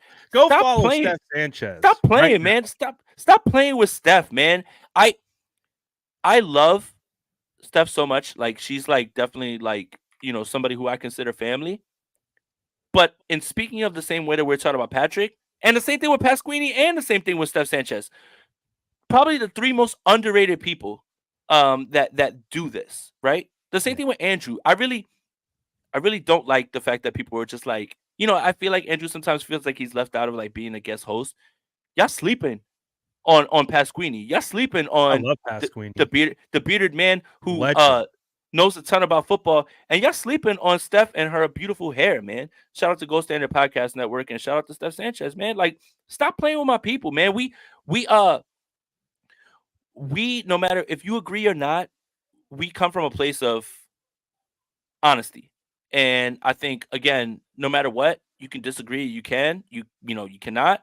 Um but it's still from a place of honesty, and it's up to you to enjoy the authenticity, or say I don't want to listen to it. But man, stop playing with Andrew Pasquini and Steph Sanchez, man. Stop playing with them both, man. And Pasquini don't even got a YouTube channel, but that's my guy, man. I love him so much, man. We built so much from the ground up, man. Like, the idea that we have like a brand, like people know what Sprint Red Option is, I wouldn't have been able to do that without him. And I wouldn't have been able to, get Bully Ball off the ground with Rob, who, shout out to Rob too, without Steph, man. Without Steph. So yeah, man. Yeah, shout out to Ruben. Appreciate the super chat. Appreciate the kind words, man. It really does mean a lot. Matt says Steph does have the hair Her of hair's incredible, man. legends. I just don't understand like how she just like, oh, hilarious. my hair's messed up. That hair is fire. Hop up out the bed and Oh then no no, now we product, got nothing. I got a Ponte spinning. Are you good? Are you there, Ponte? I'm back. What you There you mean? I go. feel like I'm here. I didn't go There you go. anywhere. This There is you go. Steph's channel. If you guys want to go Steph. show some love, 100%. Go again, show some love and sub to her as well. Yep, 100%. grinder, like Yo, Steph grinder. puts out like the Steph puts out the, I think it's like all the all 22 throws of like Brock and everything. It's like Phenomenal, you really, dude. I can't wait till draft season. I can't wait to see what prospects she has on. She's probably already cooking up a ton. Like, and she was on Puka. She was on Puka. Was she? Yeah. Oh, she was on Puka way early. Also, by the way, that dynasty team that I was telling you, I forgot Puka was one of the guys that I got as well too. That team is right. Had to throw that in man, there, huh? Addison Puka, Addison Puka, HN, Tank Dell. Good God, man! Reset this with Puka. This man was cooking. No, but Steph was on Puka early on, very early on. And again, that's the best part about all the opinions is, whether I'm on him or Brad is you're gonna find people from the more content that you consume, as long as you enjoy the content. And Steph, I can't wait to see Steph at the combine. I can't wait to see Brad at the combine again, man. Like, this is all gonna be fun. Probably see them before that, because the 49ers are definitely gonna be playing in the playoffs. And yeah, I might gotta make some moves back soon. out to Cali, baby. Let's see. Maybe is that a good natural I think ending? so. 2 hours 45 minutes. Oh good God. Yeah, I just my chest hurts. Yeah, good God. I want to lay down for a little bit. Oh my goodness. This was a fun episode. I felt these vibes coming into it. Like, it's just like the week, right? There's so much to talk about. There's so much content. The vibes are immaculate right now surrounding the San Francisco 49ers, everything that they're doing. It makes our lives easier. I know your days are better when the 49ers are winning, because we're all feeling it at the same time. So right now, San Francisco 49ers 2-0 in the Bird Gauntlet. They have not Eagles. They just took care of the Eagles. Seattle. We didn't even talk about the Seahawks. Oh, by the way, the San Francisco 49ers are going to beat the living hell out of the Seattle Seahawks. Like, I'm just at home. Yeah. Yeah, at home. That's why I don't buy they're gonna the letdown. I'm like, I don't know. Lock it in. Cowboys hanging 50 on the Niners, not even in Madden, and not even in your best dream, Capritty. Never in your wildest dreams ever. The Dallas Cowboys are doing what the Dallas Cowboys normally do. They beat up on teams they're supposed to, and now you are in your bag believing that Dak Prescott's an MVP. Stop it. We have seen this movie 12 times. I don't watch the end of Scarface and think that Al Pacino's going to make it out at the end. I know exactly what's going to happen to him. He's going to die, and he's going to get shot. Don't talk to me about the Dallas Cowboys. Stop talking to me about NFL teams that are not the San Francisco 49ers, because they are not better than the San Francisco 49ers, not your Dallas Cowboys, not your Philadelphia Eagles, not your 85 Bears, not your undefeated Miami Dolphins, none of them. Stop playing with the 49ers, man. That's it, bro. We've seen this movie. Dallas ain't going nowhere. Stop it. I hope we run into them. I hope we run up on them again, but y'all gotta make it there first. I don't know if y'all will. Hey, respect to Cap Riddy for just the absolute delusional Troll confidence comment, troll comment. of Yeah. being a Cowboy fan. I guess they only know one way. It's fine. It's fine. It's all Hey, right. damn man, a lot of bars, man. I don't watch Scarface thinking that Al Pacino's gonna make it at the end. Like I know he's about to pass away, No, and like, Chris Finn. do you do you think I'm watching the Dallas Cowboys and said, "Oh my God, the Dallas Cowboys are the team you need to watch out for"? I know how this movie ends. I've seen it for mad years, and it don't matter. Dak Prescott, Tony Romo, whatever, whoever their quarterback is. I've seen this movie. I know who it is. I know what's gonna happen. Stop it. I think they forget that the key element in 49ers versus Cowboys is the 49ers and what the Cowboys are doing to teams not named the 49ers. It's not a rivalry. Y'all gotta win a game. It's not a rivalry. I love it. I I'm love it. so happy. This is fire. This was a great episode. Shout out to everyone who sent a super chat. Shout out to everyone who commented. Shout out to everyone who liked on both of these videos. Sub to both channels. Make sure you go over to Jason's channel. Smash that sub if you haven't. And of course, you know what time it is. It's cookie time. And if you, I want to know, I want to hear from you. If you were here at the very start of this show, and you made it all the way to almost the 3-hour mark, I want you to drop a cookie, raise your hand, say here, because you deserve a freaking medal. Oh yeah, been through a 3-hour show, and we appreciate you guys. We thank you for everything, man. 100%. And it's not easy to sit here and listen to two guys like gloat about the 49ers just being better than the Philadelphia Eagles the entire time, man. But like, hey, we appreciate you guys, man. And again, what makes this fun and for us to be able to sit here for this long is, I love Brad Graham, and him and I could talk football with him all day, and that's literally like how we met. Like when we met, like everyone was like, "Oh, we're going out tonight," and Brad and I sat and we just talked ball like the entire time. We didn't go out. We did not go out. We did not go out. We sat in the Airbnb and we talked showing ball you defensive line technique. Almost threw me out the window. All of that stuff, easy as possible, right? But not only is it easy to talk ball with him, but it's way better when you guys are involved, sending your comments and sending your thoughts and everything. It's the chat so sets much better the tone for the lives. 100%, 100%. So we appreciate you guys on both channels. Appreciate that a lot. Absolutely appreciate all you guys who watched the whole way through, and of course, whenever you hopped in, doesn't matter. But of course, for an extra long show, got to show some love. If you somehow got in here at the beginning and you stayed the whole time, Gilligan's Islands of Shows, a 3-hour tour. A 3-hour tour. That's only because I'm wild old that I get that reference. Right, Grant. All right. Any last parting words after that little jingle, Jason? Nah, that's it. I mean, come on, man. Go watch the Gilligan Island theme No, I know song. exactly. I know exactly what Gilligan's Island. No, I'm not. Yeah, I know. You're not great at referencing like random pop. I'm not like things. you. I'm not like you and Jordan. That we're just rattling off like Wedding Crashers and Step Brothers around. Legitimate skill. Every time I think of a reference, like and try to, my mind goes blank. It's the reverse effect. Not me. It's got to be organic, or else it's not happening. Brad, I know you, and I know that you know that I know you, and I. No, but look, shout out to you guys, man. Appreciate it. Again, make sure you like the video on both channels, subscribe to both channels. Obviously, you're probably subscribed to Brad as well, too. Check out Niners Nation if you want to see any of the writing that I do, which is all week going on. We had an article today about what team is the dangerous team in the NFC to the 49ers, so you could check that out. I wrote an article about Deebo Samuel, his splits when he's on the field and when he's off the field. And, as always, Sprint Red Option, all that stuff. Make sure that you're sub to Sour Death Sam and Steph. I wish Pasquini would start his YouTube channel, but yeah, I just want to make sure we get all that out there and show some love. Nah, I don't. I mean, I want him to, but I do think that it is a little bit of harrowing for people to like put themselves out there in that fashion. Like it's not easy. So shout out to all you guys, man, and shout out to all you guys that make this fun, man. And it's really fun to talk about the 49ers right now because the 49ers are the best in the world, and the Philadelphia Eagles are sitting in front of a Rocky statue trying to get him to come alive and help them out because they need all the help in the world. So if you didn't think I was gonna get one more in before I dip, then you are sorely mistaken and you don't know me. Those are some great parting shots as we get out of here. State of the franchise, longest episode in State of the Franchise history, and it was a good one.